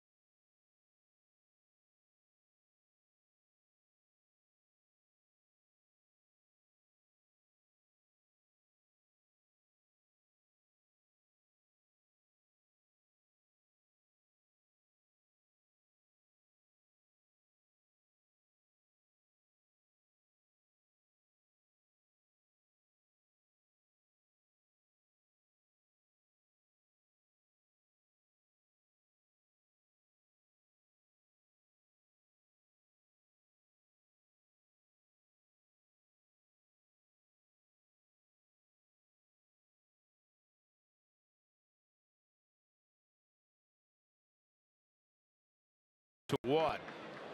Yu Darvish will face Ryan McMahon to begin the bottom of the 5th inning. Time for the Lowe's whole team together.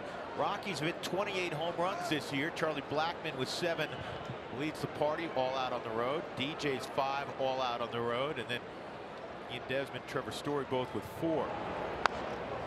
And this is a fair ball and an easy play for Anthony Rizzo. So Ryan McMahon for the 2nd time tonight hits it right at the star first baseman for the Cubs. That'll bring up Mike Tauchman, who'll fly ball to right. Rockies have had just 2 base runners. A Walters walk in the 3rd and the 2-out single to right by Nolan in the 4th inning. The hardest ball they've hit was DJ's, and that was the wonderful catch we saw made by Albert Almora Jr. deep in center field, a la Willie Mays, with his back to home plate. Willie's was done in the World Series against the Indians and Vic Wertz at the old Polo Grounds, where it went out to 505 feet in center field. Not only that, once he caught it, he spun around, threw home, cap falling off. How many home runs were hit out of that ball field to dead center, Doug? Because I saw a ball hit last night at Chase Field by Franchi Cordero.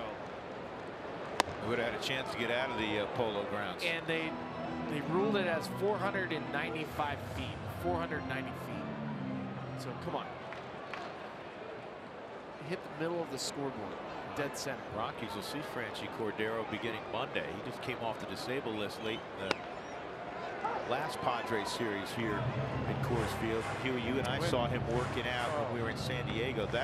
That's a good looking athletic player. Yeah, he was going 1st to 3rd, running the bases, tagging up from 3rd, going home. That was on a Sunday. Excuse me, on a Thursday on the getaway day.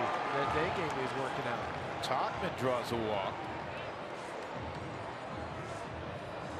That'll bring up Walters.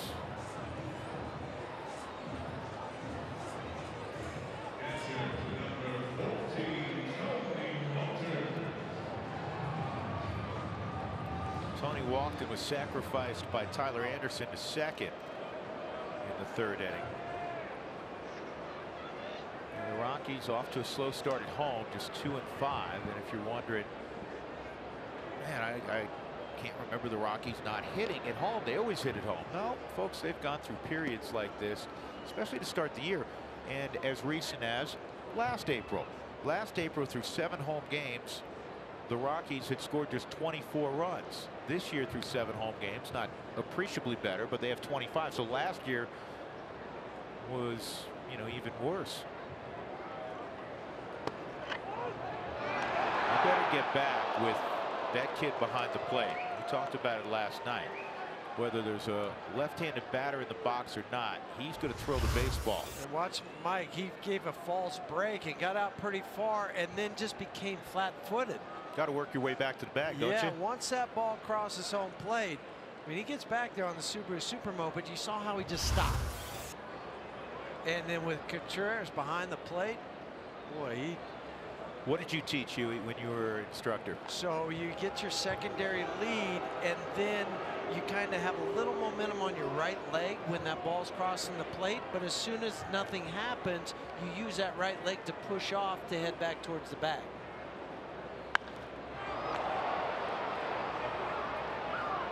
Center fielder Almora, 2 outs. A little teaching moment here as we go back to that play just a moment ago with Mike Tauchman. So watch as he gets the secondary lead. Everything's good with that, even with the false break, but then he just stops, okay, and almost stands up a little bit. But he has a quick feet to be able to get back. So even though you decide not to go, you still have to stay on the balls of your feet. Your knees are still bent. Let me ask you something there. As Tyler Anderson steps up with 2 outs, he did something on his secondary which you don't see a lot of. He actually crossed over into almost a running type of position. Well, that's what I'm saying. I think maybe more was a false break than a true secondary. Okay. A false break meaning he was thinking he was going to steal the bag.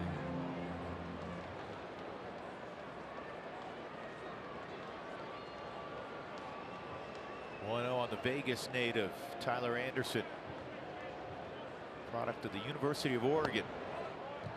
That first recruiting class when baseball returned to Eugene. The Rockies eventually took him in the first round.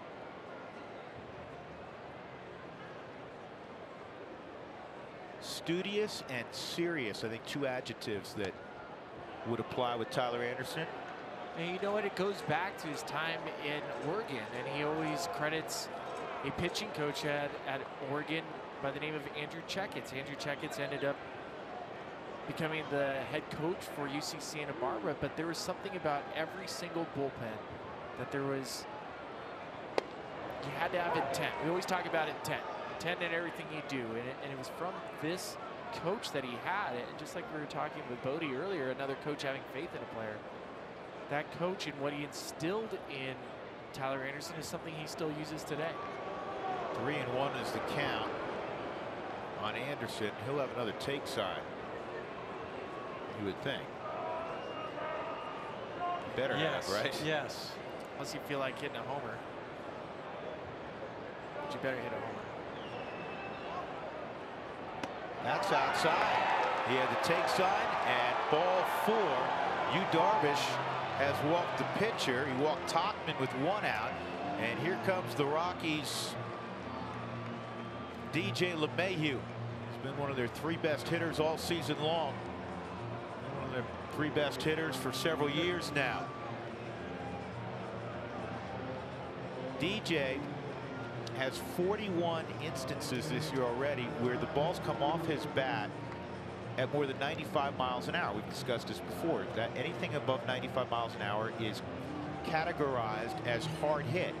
That leads baseball. He had 40 coming in, and the ball coming off his bat that Almora stole the double or triple from him was number 41. He's got 6 more than Mike Moustakas, big Jose Abreu. How about that? So I've been yelling about these numbers with StatCast, and I've asked them, I said, okay, I want to know, I appreciate these numbers, but I also want to know how many swings, how often is DJ swinging and making this hard contact? And he leads baseball in that regard too. So it's not like one of those things where you see swing after swing, occasionally you run into one and some guys get their name on the board. When he swings the bat, he barrels it. Oh, we saw him barrel that one to center field. He got robbed on. And because he's pulled the baseball this year a little bit more than we've seen in the past, he's hit balls out of the ballpark. He's got 5 already. We're 3 weeks into April. It's affected how teams align defensively. We're not seeing the radical shifts. The only team that radically shifts now against him that we've seen so far is the Padres. I mean, Chicago, they're basically playing him straight up. There's a big gap in right center field. We know what he does with that ball.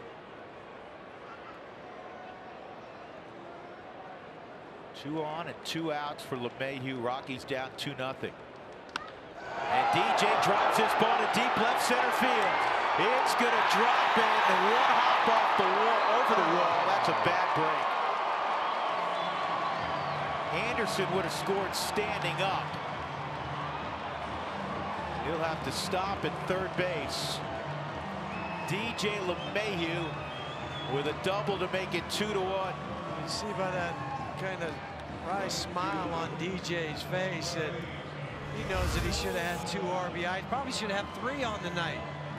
If it wasn't for that catch, they throw a slider, just sits and spins, and he drives this. I like the way that he gets that full body connected.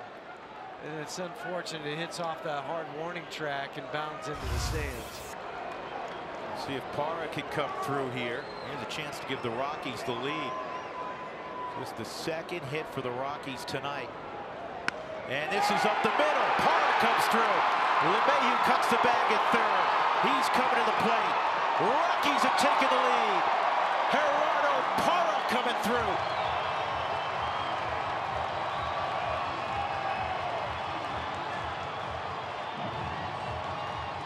Great to hear the Rockies fans cheering. Drown out those Cubs fans. Exactly.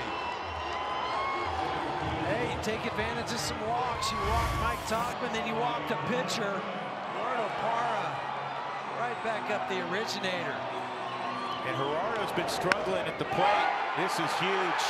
Big team at bats, Billy. Huge team at bat. And the Rockies came in 8 for 60 with 2 outs of runners in scoring position. 2 knocks this inning. And it's kind of playing with some of the numbers that Yu Darvish has dealt with this season. 3rd time through the lineup, over a .540 batting average against him. And here's Charlie. Couple strikeouts, so payback on the mind to Charlie Blackmon. One looking, one swinging. Big hit from Gerardo Parra. It was just his 3rd and 4th RBI of the year for Gerardo. Last year he drove in 71, a career high. And against right-handers on the season for Gerardo, I think he might be surprised. He was hitting below 150. He was 6 for 41 against righties. It's a big knock for Gerardo. Well, as I said, on a daily basis of late, those numbers will change. They will change. And I think last night, Huey, we saw this at bat that Gerardo had at the end of the game. It was a left on left. We were talking about how he's spinning out. He was 0 for 3 on the night. It was left on left against Mike Montgomery. Punches it into the outfield. We said, oh, there you go. Sometimes it's one of those tough at bats that can get mechanically synced up. Well, even the 2 fly balls that he hit his first couple times up, they were to center field. So you could tell the intent was, man, I got to stay up the middle. Gerardo takes off, and Contreras not going to get him. Parra with a stolen base. Now the Rockies' turn to be aggressive on the base pass. Second bag this year for Parra. Hey, why not? You got Yu Darvish on the ropes a little bit. It took a little bit of a double clutch by Contreras. Left hand gets in there on the Subaru Super Mode just in front of the tag. And the whole key is maintaining Keep those contact. fingers on the bag. Ribby out there for Charlie. 2-1 pitch.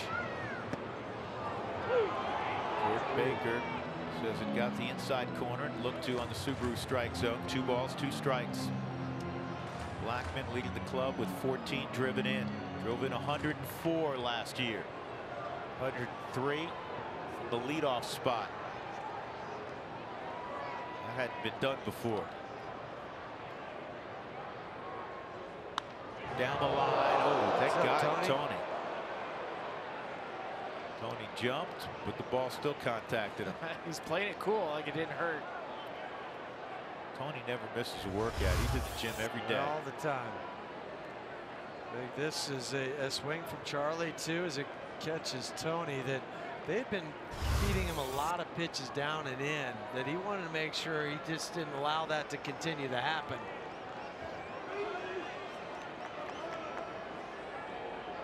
Two-two. 3-2 with Nolan on deck.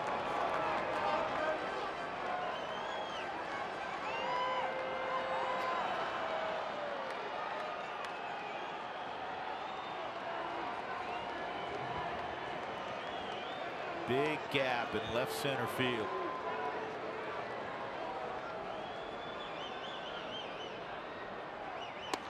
Ball 4. 2 men aboard for Nolan Arenado. 3rd walk in the inning. We're going to have to get on the phone out to the bullpen. Jim Hickey, Lester Strode, the bullpen coach. An old buddy of yours, Lester Strode. Well, Lester's been there, I think, as long as the Billy Goat has. I think it's his 20-something year with the Cubs. Yeah. Be the left-hander Dunsing, one of 3 left-handers. We saw 2 of them last night, Montgomery and Wilson. Nolan got the Rockies' first hit last inning, a punch single to right. And this, you can just see body language-wise, Darvish not the same cat right now. Can't find that strike. First pitch strike is something we were pointing out. And for Yu Darvish, there's times where you can see mechanically, he's a big guy, 6'5". There's a reason why he's throwing from the stretch. He's trying to simplify his mechanics, be more in line, and they can get out of sorts quickly. 1-0. Left field, base hit. Parr around third. Haps throw to the plate is not in time. 4-2 Colorado. Arenado with his 9th RBI. All of this with 2 outs.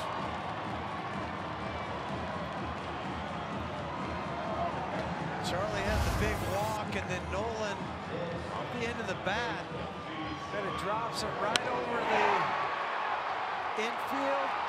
One hop, Happ strong throw the plate the whole way. Gerardo's being waved around by Stu Cole. He's a little head first dive, and then I like what he does afterwards. He signifies he's safe. I'm there. Taking a snow angel at home plate today. 9th man to hit in the inning, Trevor Story.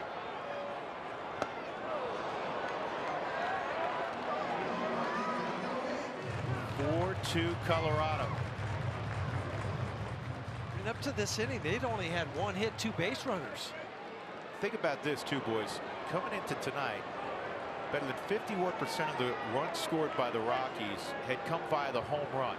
That was the highest rate in baseball in runs produced with the reliance on the home run. And Huey had talked about the fact the Rockies' batting average with runners in scoring position, Billy, you've mentioned it, way down so far this year.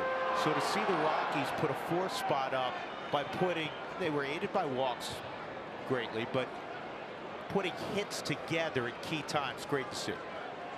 And that's how you kind of put a 4-run inning in. And it's also very demoralizing to the opposition. And sometimes those home runs are beautiful, they're great, we all love them, but it's like so quick it's over with. That you don't have the sustained pressure defensively. Well, I think when you have 3, 4, 5 guys throwing out hard hit balls and getting the results, as opposed to, okay, one guy hit it in the seats as a pitcher, maybe you can dismiss that guy made a mistake, as opposed to, man, everybody's hitting me. Or you can't find the strike zone. I think Cardinal sin here is walking a pitcher. Story to left. This will run to the corner. Blackman will score. Nolan will get a stop sign from Stu Cole on the Story double. Make it 5-2. Here come the Rockies.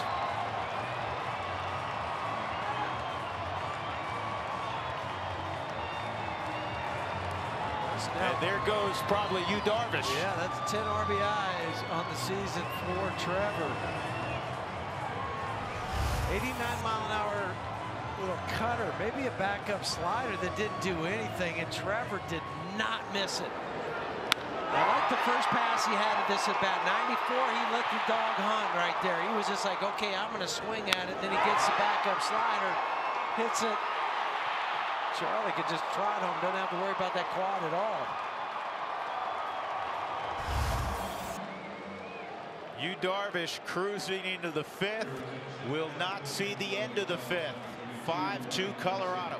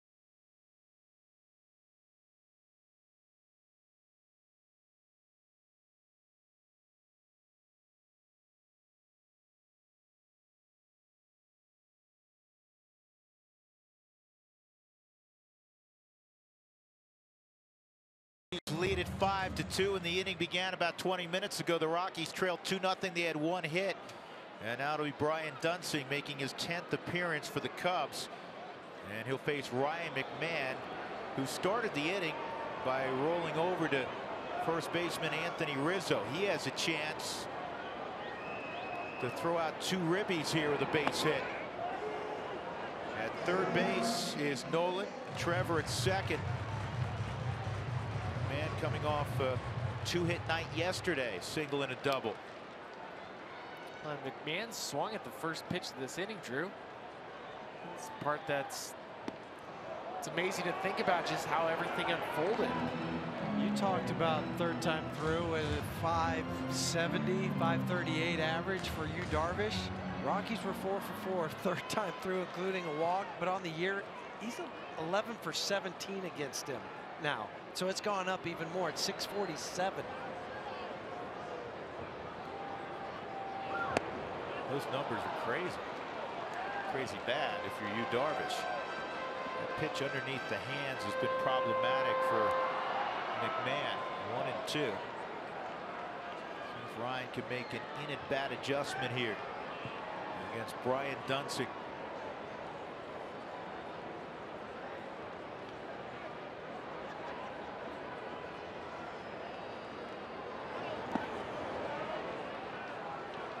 Two and two. Contreras blocked it.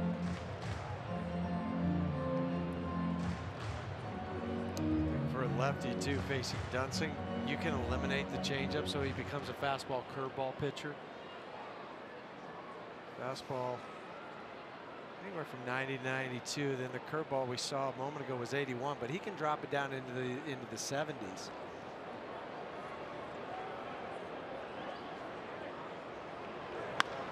And this ball bounced to second. And Baez will throw to first. The Rockies send 10 to the plate. Half of them score. They turn a 2-0 deficit into a 5-2 advantage as we move to the 6th inning on a chilly night at 20th and Blake.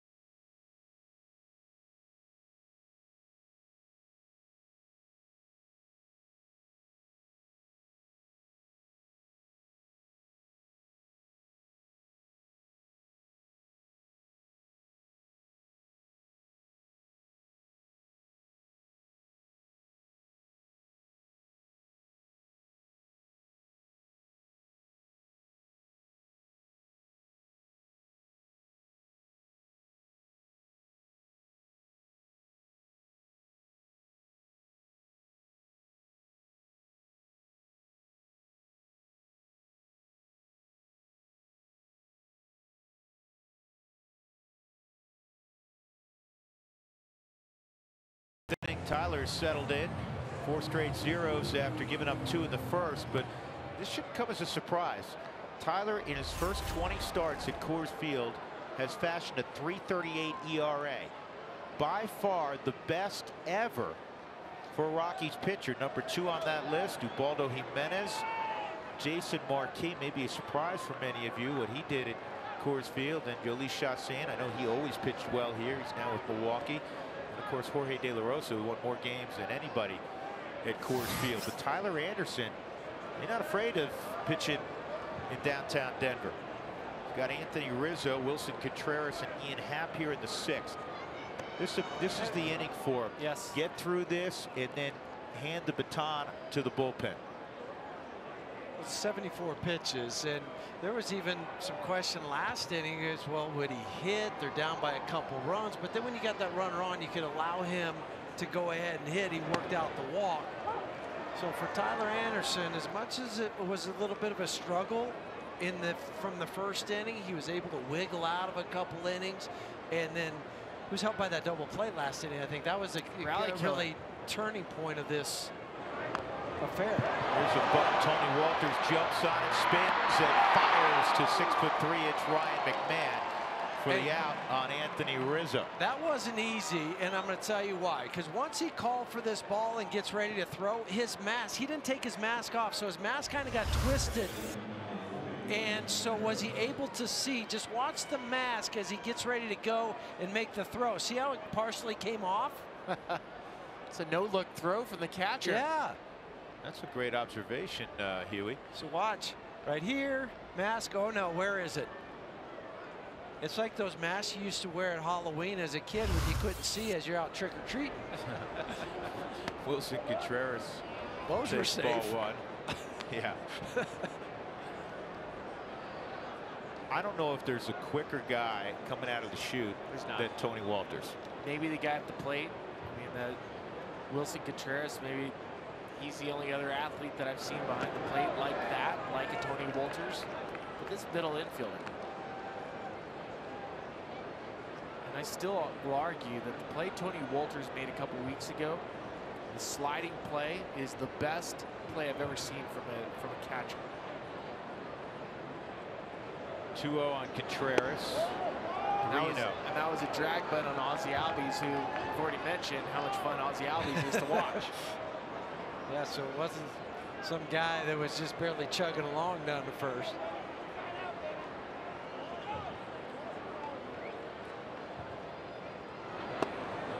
That's a strike. That's straight Little League there. You don't see that much in the big leagues. No. The wave the bat, 3-0, going to wave the bat in I wonder front if of the they're plate saying like that to him right now. Like, hey, what are you doing? This is big leagues. Hey, come on. Not appreciated, I assume. 3-2. I would say it's frowned upon just a skosh. Yeah, and I'm sure it was Jordan Baker, the home plate umpire, that goes, hey, come on. It's a friendly reminder. See if he can come all the way back. Anderson 3-2. Ground ball to second. He did. DJ with the sidearm flip, 2 outs. Do you know, I have seen a bounce in the step. It's almost palpable. Tyler Anderson after Nolan made that play, because the inning starts with a leadoff double by Almora. You got Baez, who's hot as anybody in the game.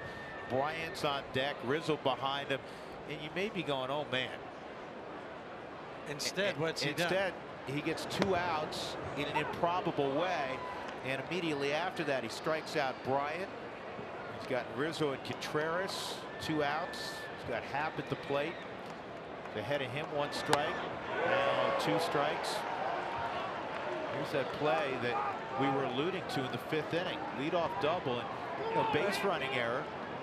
And it but finally, you take advantage. Yeah, and finally it catches up to you if you're the Cubs. They'd been running pretty wild. And then he runs into that play. Nolan tags him, throws out. Now all of a sudden there's nobody on and 2 outs. 1-2 on Happ.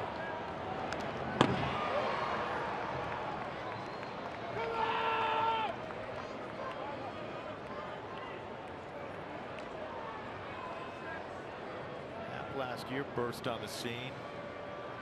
23 home runs as a rookie. 1-2. Fouled off. Bit of a quick pitch from Tyler. And you can tell the difference. I mean, we mentioned earlier when Tyler was trying to slow the game down, the pace in between pitches. Right now, he's grabbing the ball and going. I shorted him a home run, by the way, 24 home runs. 23, 24. Pretty good either way, right?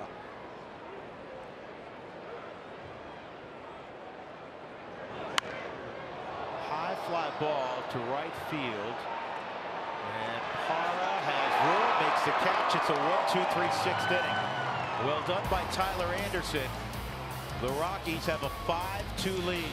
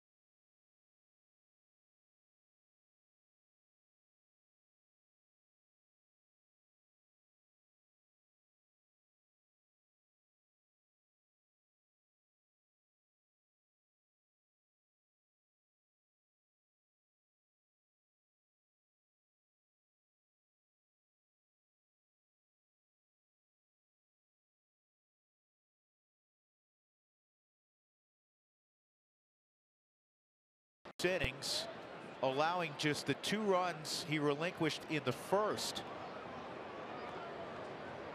That's a terrific job by Anderson. When at the outset it looked a little shaky. Ryan Dunsing remains in the ballgame. His curveball is low on Mike Topman. Jake McGee is up in the Rockies' pen.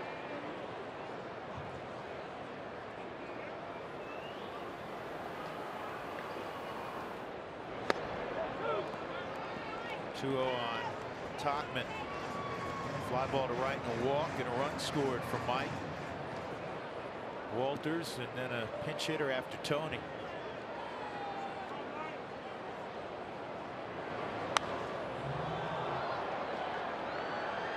I know that Pat Vallekas is getting loose either in the batting cage or he's already done. Oh, he's done.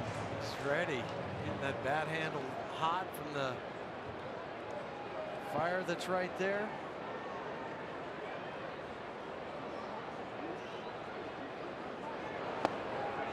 Woo. 2-2.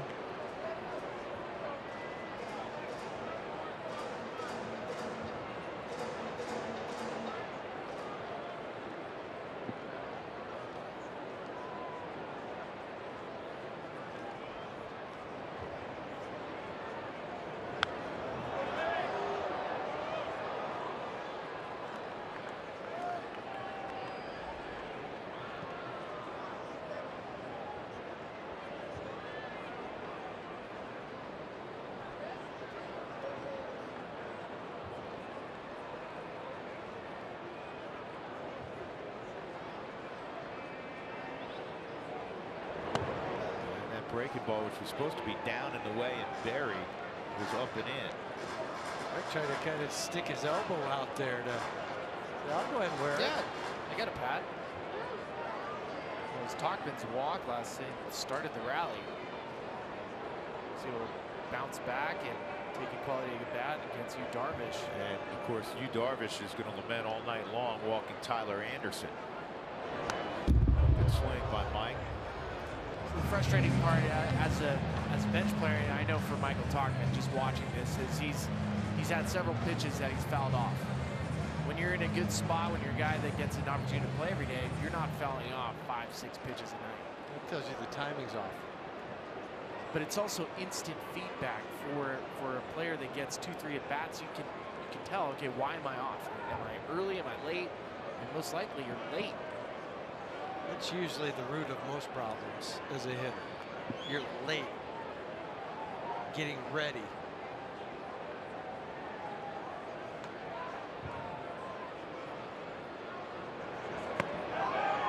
And Topman, good at bat, draws a walk to lead off the 6th inning. Streaks were made to be broken. Make history and win $5.6 million. Download Beat the Streak today in the App Store or at MLB.com/BTS, as in Beat the Streak.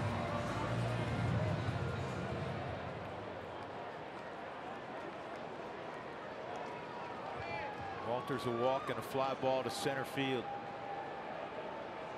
Big jump for Topman. Hard for a left-handed batter to see. Huey, if you were in from the right side and saw that jump on first move on Dunsing, you probably pull your bat back, don't you? Yeah, you would, but you don't see that until it's too late, and you really don't hear anything too, because who's yelling if somebody takes off? Because the catcher's block, it's going to be the first baseman. Well, with Tony in his right ear being covered, you don't hear that.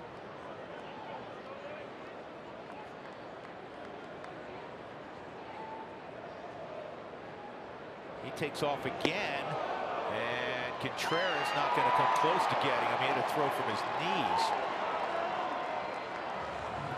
I think some of this, fellas, is tape study. Yep, he has something, Drew. You're exactly right. Those 2 times that it's as soon as the foot goes up, Topman's taking off. How did that not hit Tony? Right, watch this. How does it miss him? Glad it did. Yeah. So when we tell folks that, you know, so-and-so watches a lot of tape and guys are in, you're wondering why do guys get to the ballpark at 1 o'clock in the afternoon for a 7:10 start? Those are some of the things they're doing. And it's not just studying the starting pitcher. They're studying the pen. Coaches are studying the pen. They're studying moves. Tony Diaz is looking at different times to the plate, different idiosyncrasies. And when you pick something up, the Rockies evidently just took advantage. Topman, huge jumps twice, and now he's in scoring position. With teams with greater margins, better teams, 90 feet can be all the difference in the world for a win. The difference between a win and a loss. So 90 feet right here, maybe there's an opportunity. Tony moves him over to third. And finally did so. Now he got hit. Now it's first and second.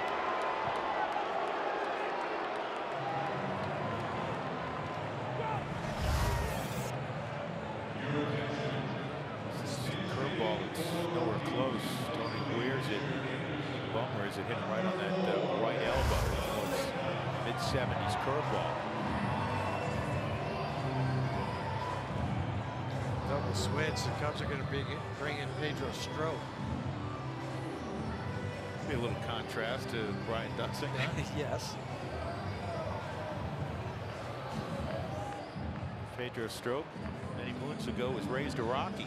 As a shortstop. You were playing with Pedro Strop at one point. That's right. You would hit the hot dog vendor from short. That's why he became a pitcher. 5-2 Colorado.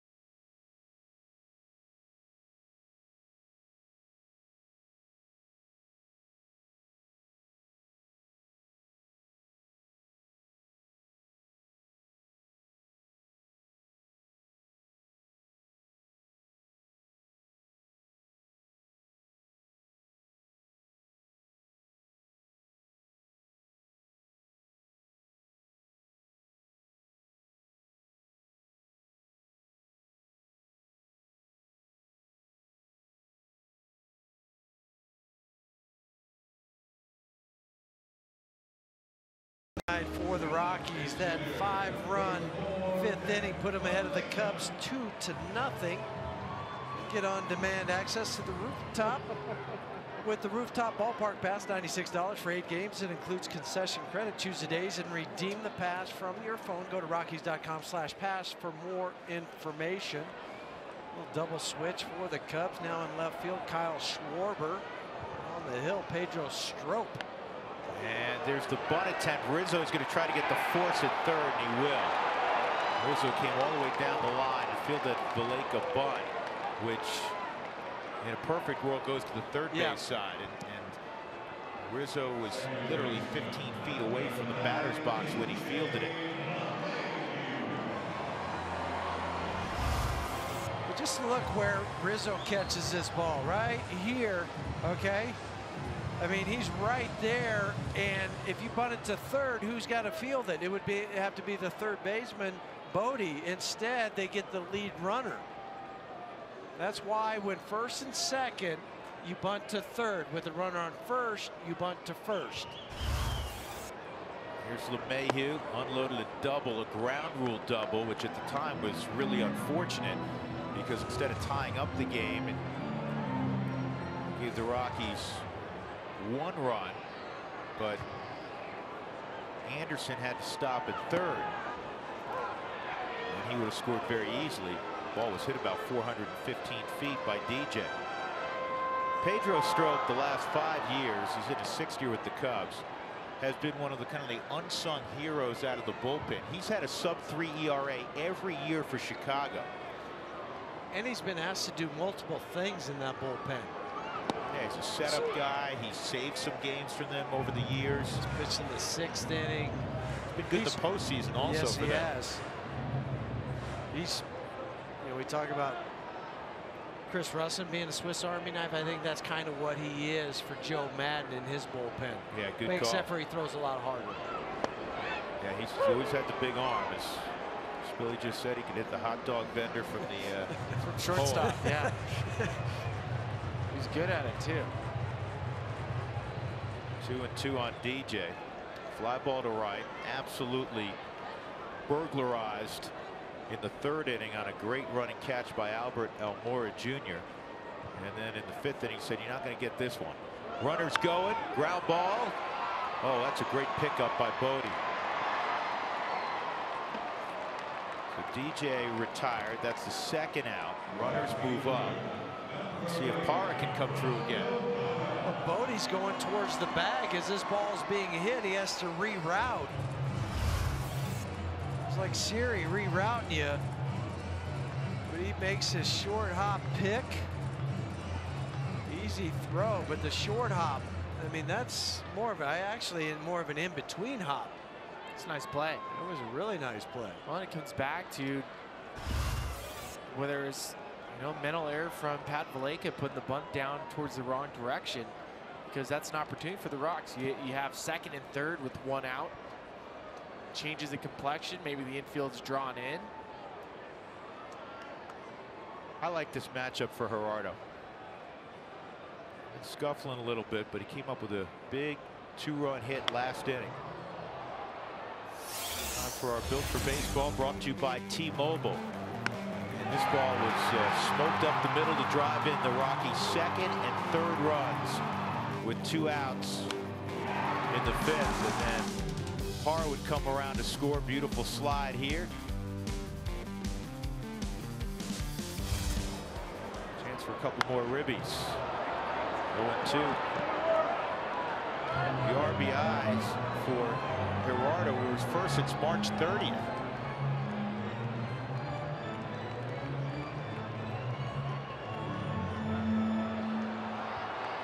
This is the 2nd game of the season. Rockies have 4 hits with runners in scoring position tonight. The most since early April in San Diego. 4 for 7 tonight, runners in scoring position.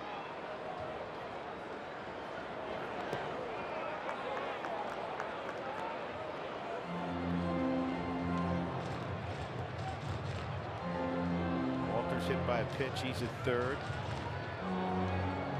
Valleca is at 2nd. 2 outs, bottom of the 6th.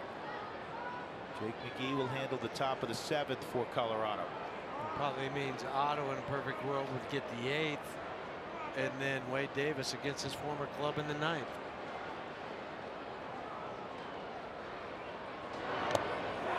And Parra's foul tip is held. That'll end the inning. Rockies leave 2 in scoring position. Going to the 7th at Coors Field. 5-2 Colorado.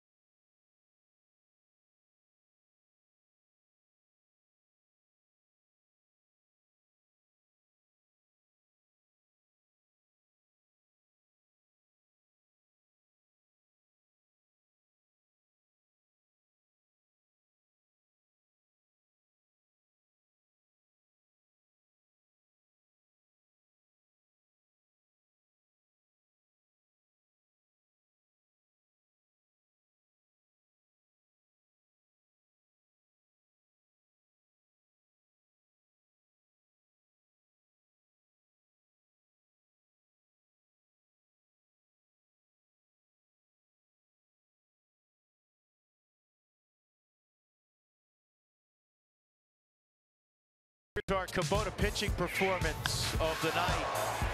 6 innings of 2-run work from Tyler Anderson. He gave up those 2 runs in the first inning.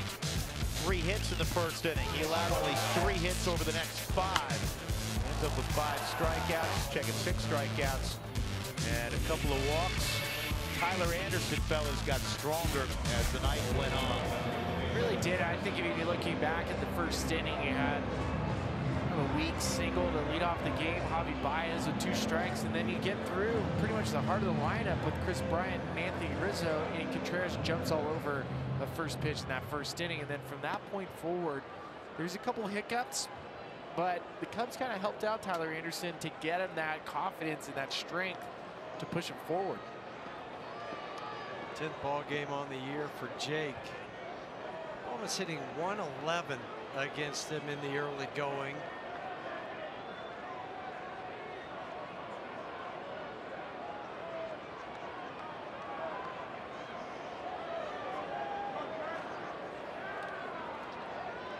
Addison Russell steps in. Strikeout and a pop to first. Fastball in there for strike 1. Not only a low batting average of 111, the whip is .60.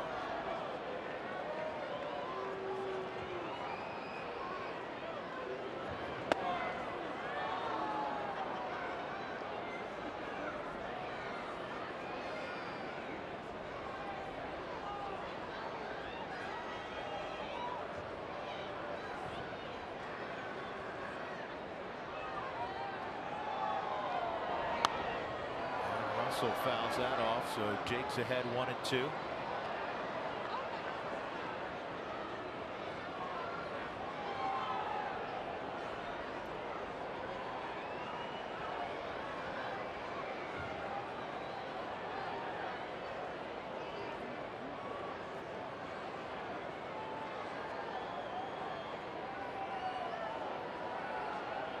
On the 24-year-old Floridian, Addison Russell. 2-2.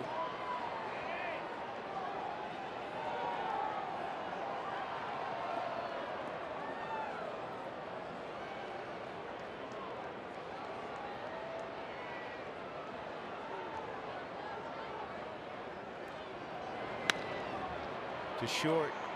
Story will throw out his counterpart. 1 gone.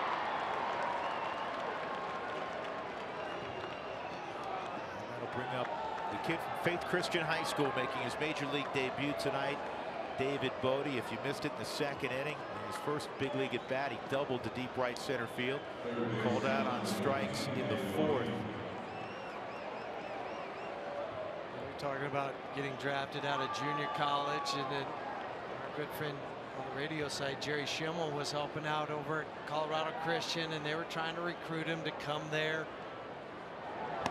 And he said, well, I want to see what happens in the draft. I want to see what my options are possibly. And so he decided to wait. And obviously, you know that he was drafted. But the kind of the interesting thing, how he found out about it, he and his brother were going on a mission trip.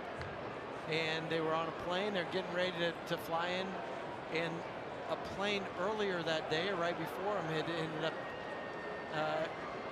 crashing, and so they had to reroute somewhere else. So they were literally at another airport that had limited services, and so he found out on the internet that he was drafted because he didn't have phone service. Went in the 18th round to the Cubs.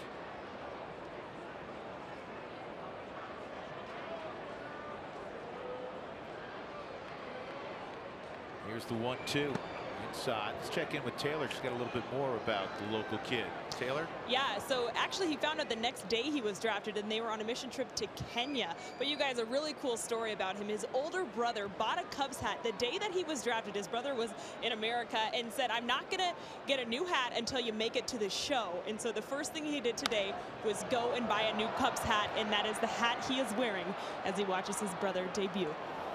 Interesting, and I think we noted earlier that Dad is a lifelong Cubs fan. And there is the head coach at Stanley Lake High School. We've said it before, Drew. I mean, we have kids that play sports, and I couldn't even imagine that watching my son play, or and the nerves that are going through his body right now. No question. McGee strikes out Bodie with a high fastball, 2 outs. That'll bring up Kyle Schwarber. Well, I remember distinctly, and this was such a great surprise that the Rockies organization did one spring training when George was still doing the games, Frazier, and Parker was in the Rockies organization, and he came trotting in from the bullpen in a spring training game that we were televising, and George had no idea it was going to happen. And you know, it was very emotional for him, understandably. I mean, I think all of us were shedding a tear. Hot shot, nice pickup, McMahon, great feed. McGee works a 1-2-3, 7th.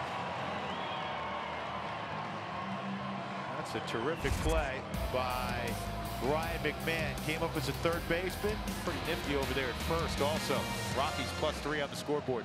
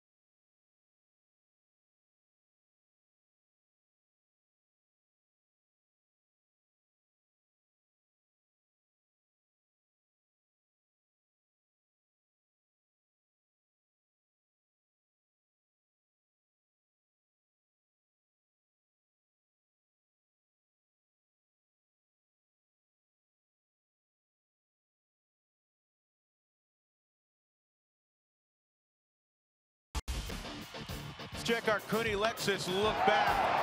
DJ LeMahieu unloads a ground rule double to get the Rockies on the board with 2 outs, and then Gerardo Parra clutch single up the middle to give the Rockies a 3-2 lead. They weren't done. There's a base hit. Parra scores, and then Trevor Story drives one to the left field corner.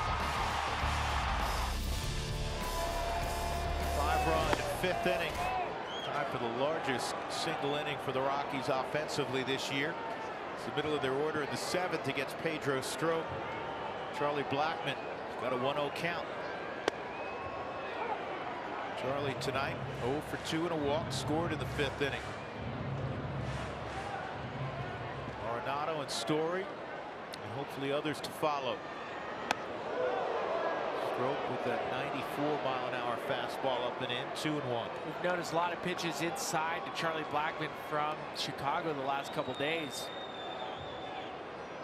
I think with Charlie, they don't want to let him get extended. I know they're trying to pound him inside. And Charlie typically is not a guy that hits the ball opposite field. He likes to pull the ball. He is a straight pull hitter for me.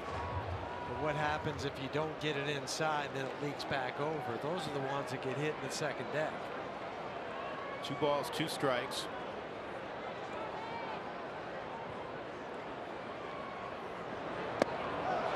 Charlie for the 3rd time tonight. No, that's foul ball. For a moment, that was a swing and a miss. Really quickly, you describe him as a pull hitter. When he does pull a lot of baseballs. Unusual description for a guy that just won a batting title. I like it when a guy just uses his strength. Now Charlie will occasionally punch it off his field. We see it, but it allows him to keep people honest. But Charlie, at his best, is pulling the baseball. So a leadoff walk to Blackmon. Here comes Nolan. 2 hits and 3 at bats tonight. Last night he threw out 3 hits. So the work, the extra work that he got to do, got a little mini spring training for him during the 5-game suspension. He said he felt great coming back from Salt River Fields, getting a lot of extra swings on backfields with extended spring training going on. He's invigorated. I don't want to say reinvigorated because he's always ready to go, but he was invigorated by playing with those young guys. And just so you know, and you guys can attest to this certainly better than I can, you go down and you see, you know, a lot of teenagers and young players that have not been put on assigned yet on a, you know, low A roster, and you think, well, is the velocity way down? Actually, the velocity probably up at that level. Certainly their command's not the same, but he's seeing legitimate arms when he goes down there. That's the key. I mean, all those guys are throwing hard. It just might not know where it's going. You definitely don't have to worry about off-speed pitch. Yeah, that's what they're working on.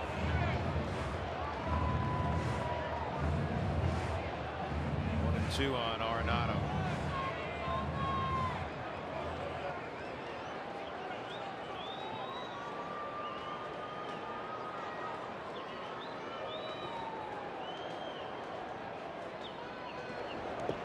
Stroke's a big leg kick guy, and ordinarily up 3 runs, keep the foot on the gas. May think Charlie may run. He's not running with that quad, not yet. Gonna get that thing back to close to 100% before he starts looking to swipe bases. Well, and with Nolan, nobody out, I think all of that combined, but probably more of the leg than anything. This is slowly hit to 3rd, and again, Bodie, as you always teach, Huey, work ground up. He did there. Moving to scoring position is Charlie with 1 out. He really buried his head too. Watch that ball all the way into the glove. Natural tendency a lot of times the infielder when they're coming to charging is they want to just peek to see where first base is. And I tell kids all the time that they put that base in the ground for a reason with the peg. It's not moving. It's not going anywhere. No, it's not. It's not going to gather some legs and walk off. We really have a story if that occurred. Right? Here's Trevor. 1 for 3, an RBI double. That was a big double too, because that was really well, it was the dagger for you, Darvish. Darvish's line, 4 2/3, 5 runs, 5 hits, 3 walks, 4 strikeouts. And he allowed only 2 base runners his first 4 innings. That was the first time this year. We talked about maybe stringing 3 hits together. That's the first time this year that the Rockies have had 6 consecutive guys reach base. The previous high was 4. It was good to see.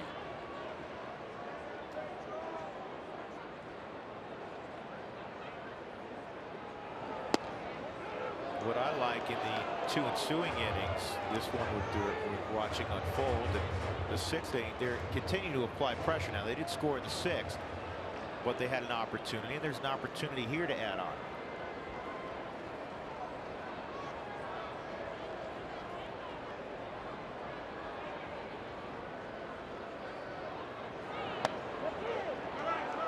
Here, Jordan Baker saying that's in.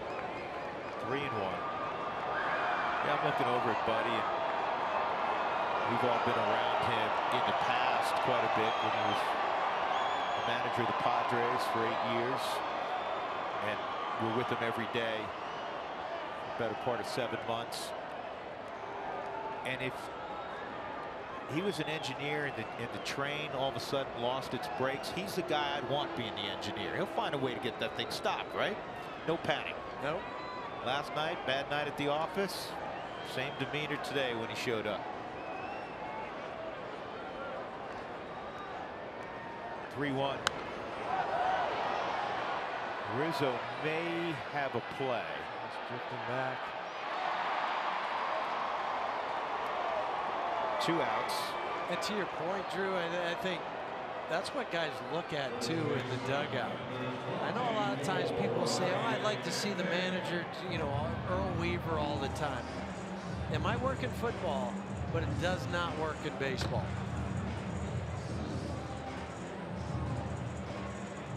Joe Madden's going to the mound. You're going to get a left-hander for Ryan McMahon, Mike Tauchman, Tony Walters, the 2 due after that. So Strop walks off. Blackman at second, 2 outs in the 7th. The Rockies leading.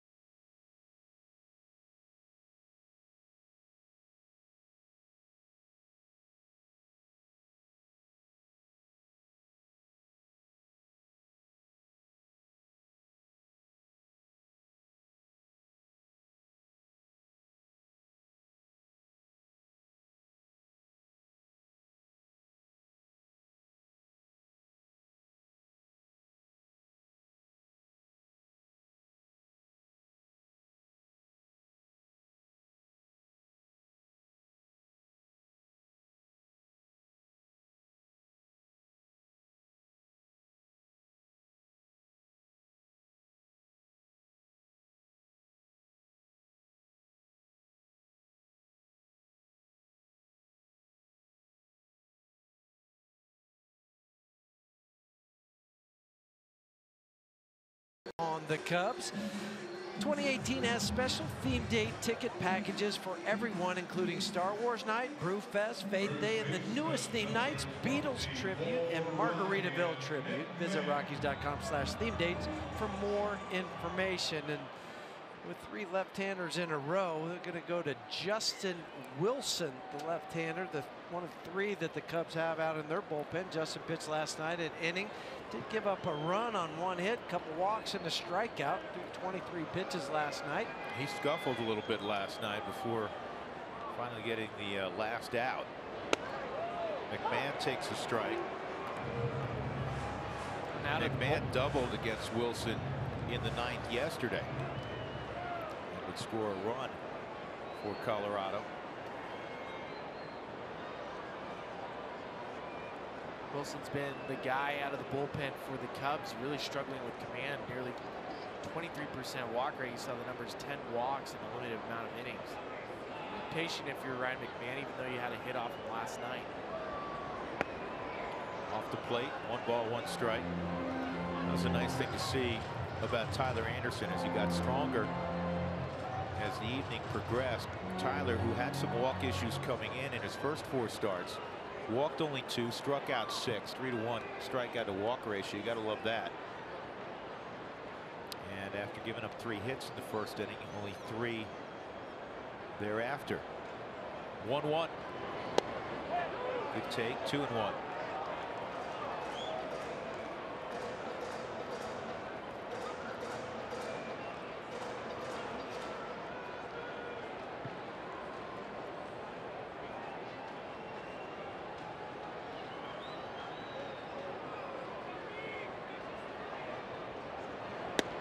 Way inside, 3-1. That's kind of what we saw last night. Well, and this was the first guy he faced last night too, was Ryan. Last night was a different story though, because the Cubs were up 16-4 when he came into the game.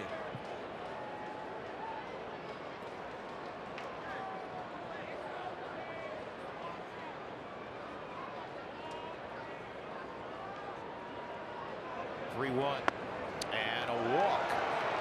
That'll bring up Topman. So the last inning plus, Wilson has walked 3.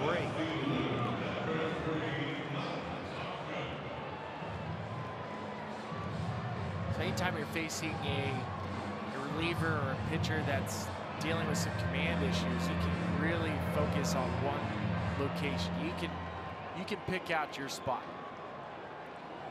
The Rockies now have been recipients of 7 walks and a hit batter in the game.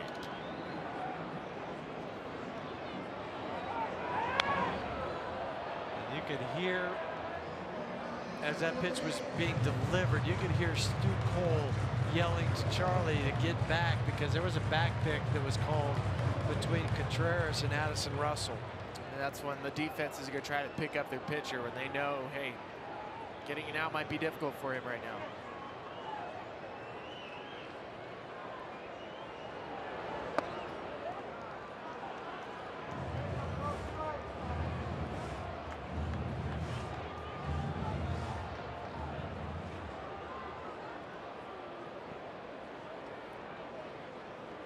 Topman has walked twice tonight. 2 outs. Charlie's at second. McMahon at first.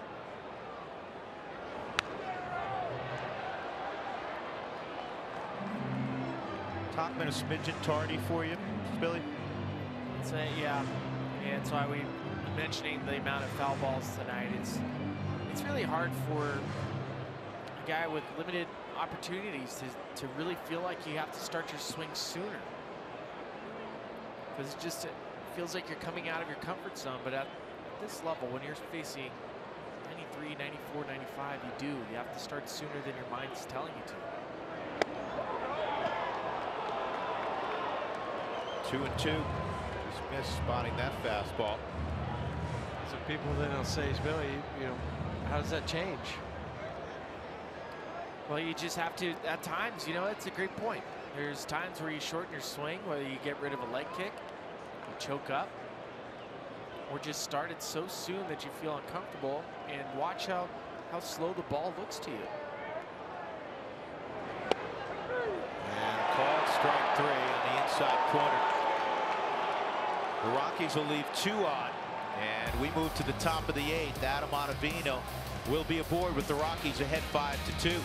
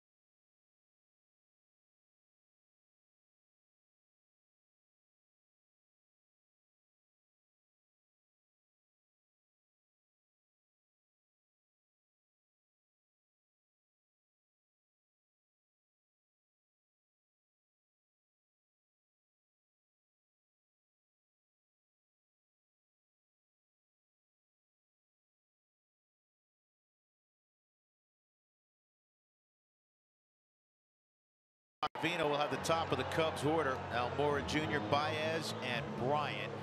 And what he has done so far in 10 appearances this year has been remarkable. He has struck out 22. He has walked 1. The league is hitting .065 against him. And for Adam last year, it was the walks that really hurt him. Just didn't have that command, you know, really of any pitch. It would come and go. Sometimes he'd have the fastball, sometimes he'd have the slider, but very rarely did he have the combination of both of them. And that's something he has done with great regularity. Throw a first pitch strike. Typically, especially right on right, it's a slider. And he's ahead 0-1 on Almora Jr. I love that you pointed out first pitch strike. For me, it was that was the problem for Otto last year. That's a strike, 0-2. I want you to think about this, Drew. When you're throwing a first pitch strike last year for Otto, it was 44% of the time. That's not good. You're constantly putting a hitter in an advantage count.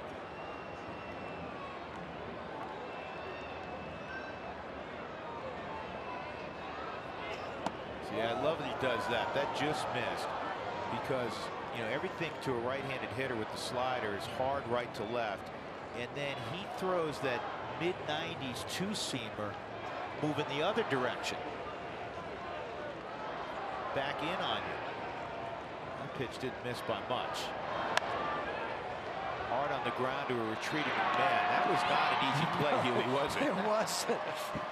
Remember we saw Pat the other night in Pittsburgh when he's kind of falling down and had to make that double play? Well, it's almost similar here for Ryan. Watch how he catches this as his momentum's going back. He almost falls backwards. He doesn't, and then gives Otto plenty of time to catch that ball, take a couple steps before he steps on first base. It's almost rare that a major league hitter put a ball in play against Adam Ottavino so far. 6% of the baseballs have been put in play against Otto on the season. And again, Buddy, who's a master at working a bullpen. I think he knew that if McGee had a clean inning, he'd get 3 right-handed hitters for Ottavino, and that's why he chose McGee in the 7th, Otto in the 8th tonight. And especially with these 3 hitters too, the 3 hottest hitters for the Cubs. 0-1, 0-2 on Baez. I guarantee you Baez was sitting slider. Yep. Now he's totally, his mind is done. Yeah. I got great. If he wants it up, typically it's going to be fastball. Out in front of the plate, Otto's got it, and he'll go with the long Eddie Feiner. 2 outs. That's the longest underhand toss in Major League history right there. It was in the neighborhood of 54 feet. Might not have that on StatCast. Not quite yet. No. Maybe not Major League history, but how about the longest in baseball this year? Yeah, I'm right with you. I think it is. And then Ryan makes sure that don't go off that back too soon. I'm just going to sit back here. I'm going to wait. I'm going to wait, so there's no question. But 2 outs. 2 outs, Chris Bryant. And on the inside corner, a strike. That's and that was his, you know, of his A, B, and C slider. That was the C slider. He didn't really have the snap on it that we typically see, but it still works for a strike.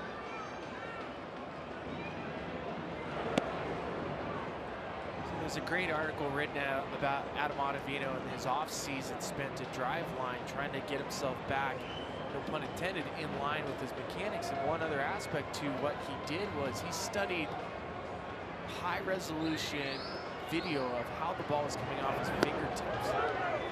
So he understood what his release point was with the slider. He understood what finger last touched the baseball on certain pitches to get good trajectory with his fastball. Adam is a very, very bright guy. So the fact that he chose to break down his mechanics in that fashion, as others perhaps would not, is not at all surprising if you know him a little bit. But we're at a point now where you have the technology that can tell a person, hey, this is what your finger's doing, because we always talk about feel. Well, sometimes to actually know exactly what you're talking about or what it feels like when you do one good, and that's what Adam's been able to figure out. 2-2 on Bryant. Ground ball at DJ. And a 1-2-3 inning for Ottavino in the 8th. The only thing he didn't do that inning, which he typically does, is strike everybody out. Still worked just the same.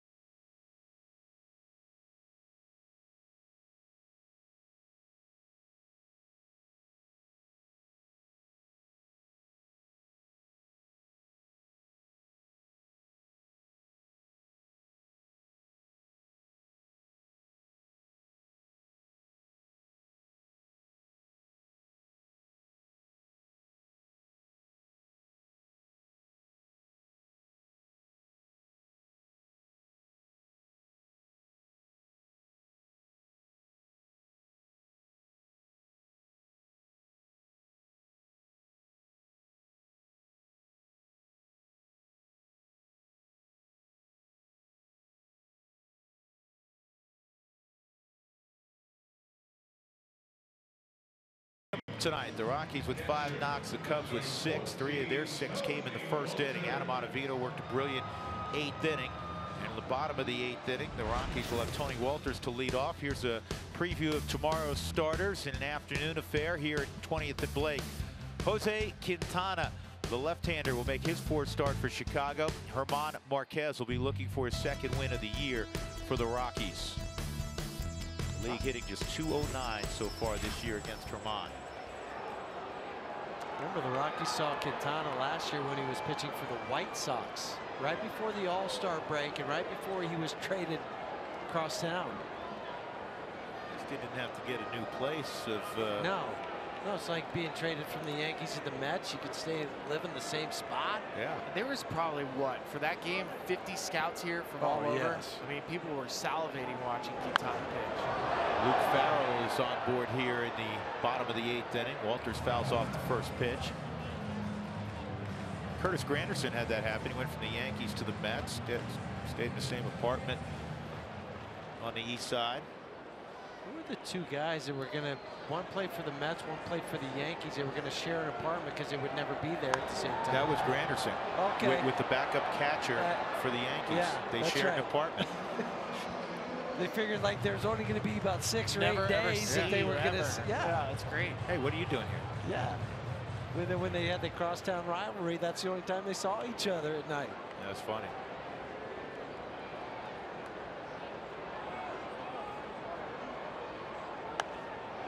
And this one is drifted back and out of play.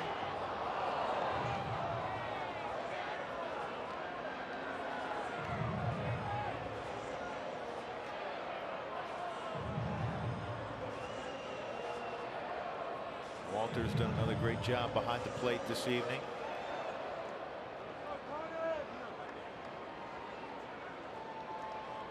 Working with Tyler Anderson tonight. 6 innings, a 2-run baseball for Tyler.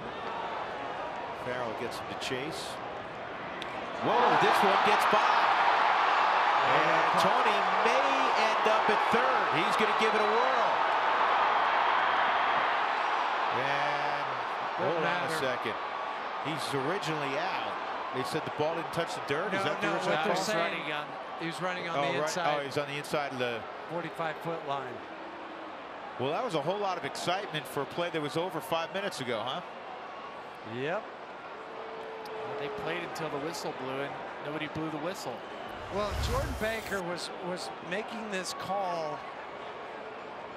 Oh, he's definitely inside. Yeah. You can see. So at that 45-foot line, he's got to be on the foul side of the line. Buddy came out for an explanation because I bet you he was asking, well, was he, it may have been prior to the 45-foot line that he was. Yeah.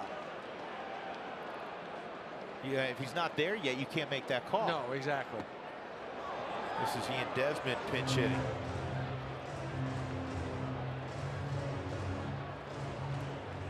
For Contreras, it looked like he was trying to throw it right at him. It really did. I was curious.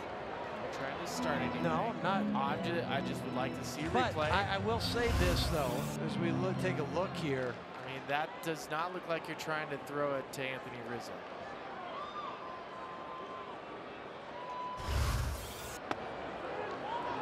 I'm with you there. Yeah, that was a little strange. Yeah.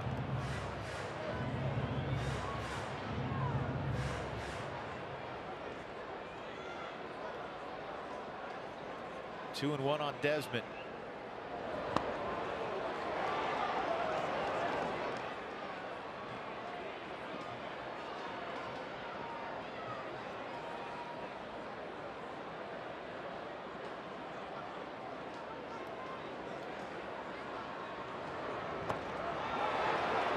Chases breaking ball in the dirt. 2 outs. And that'll bring up DJ.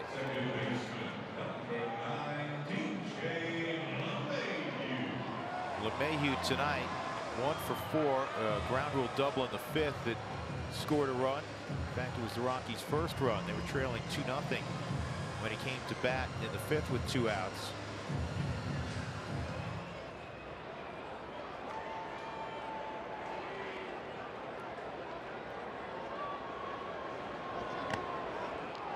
So I have a quick question to you guys, just because we're broadcasters, we always get yelled at for the broadcasters jinx, and with all these great apps, you see the MLB a bat app, they've been putting no hitters on it. And last night, Uncle Ted Leitner, San Diego Padres, mentioned it, and the no hitter ends in the bottom of the 8th inning. Well, tonight there's a game in Oakland versus Red Sox, and it's written everywhere, no hitter going. Do you feel like we're jinxing it in any way? In reality, of course, you're not. Okay, good. And here's how I always answer that question, because sometimes I won't say anything on the occasion. Sure. You know, Kyle Freeland almost had one against the White Sox very quickly. The greatest who's ever done this job, Vin Scully. What did Vin call, 19 or 20 of them? Yeah. He would tell people we're disseminating information, and pretty relevant information is one team doesn't have any hits. Never comes down to the announcer. 5-2, Colorado looking for 3 more outs.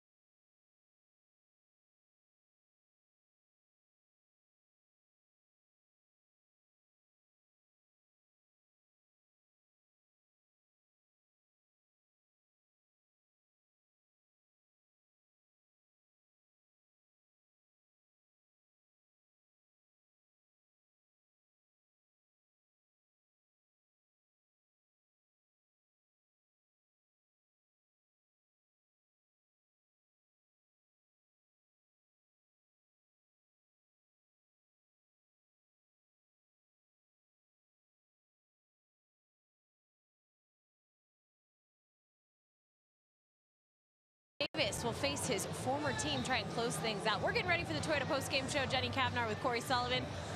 Pre-game? We may have disseminated some information that played along with what the gentlemen were just talking about. We said we wanted to string together some at-bats. They got 6 hitters in a row on base. We said third time through with Darvish was a good one. I said they crooked went number. 4 for 4 in that third time through. I think we did okay in that regard. Yeah, it's fun when you string at-bats together, no doubt about it. The Rockies capitalized there, and now they're going to try and finish this one out. We'll see you guys right after the game, Drew.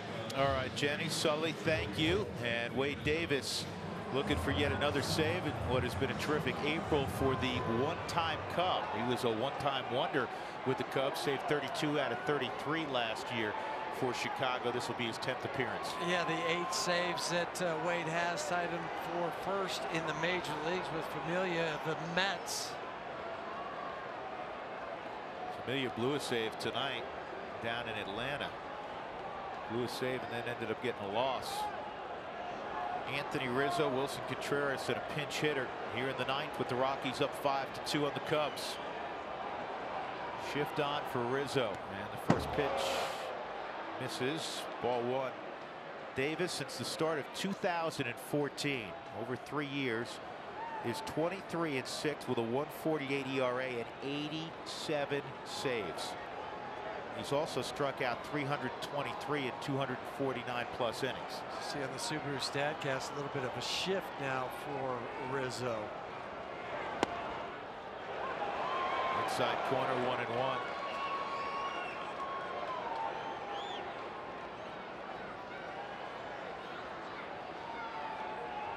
Davis has played for Joe Madden twice now in Chicago, clearly, and go back to his years in Tampa. That's right. Davis initially was a starting pitcher, teammate of Jake McGee. 2-1.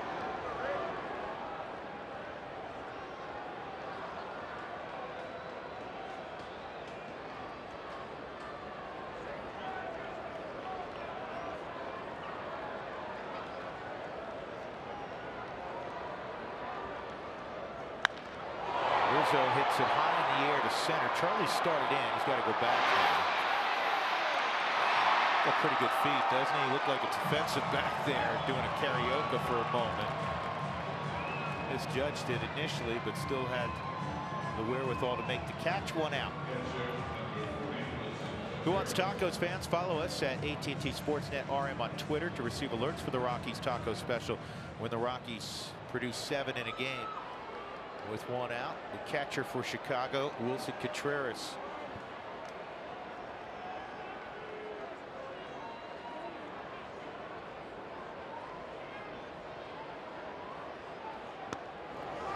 And he takes a strike.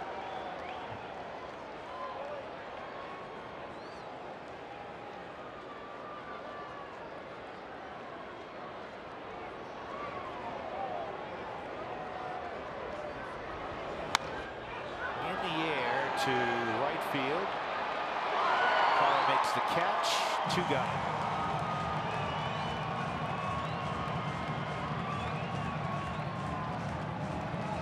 And will be Tommy La Stella pinch hitting.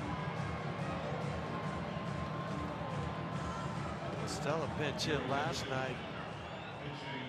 Part of that 6 innings, 7 runs for the Cubs. He walked against Brian Shaw.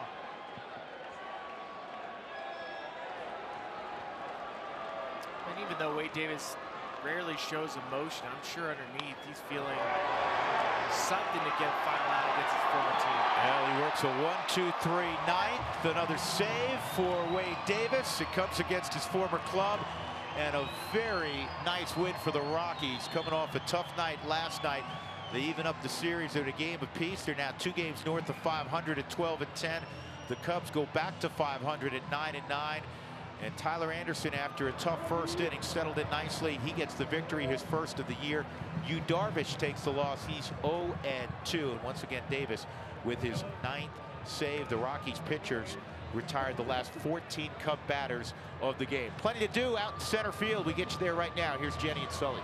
All right, Drew, thanks so much. We mentioned you needed that stopper starter, and guess what? Tyler Anderson was exactly that tonight. He gets his first decision, and it happens to be a win. Yeah, he did an incredible job after the first inning, shutting him down. He pitched with some traffic, but he did really well. but the double play by Nolan really flipped the script on this game and changed the energy. It did. We're excited to show you all of that and much more. We'll get inside the clubhouse as well. It's all coming up on the Toyota Postgame Show.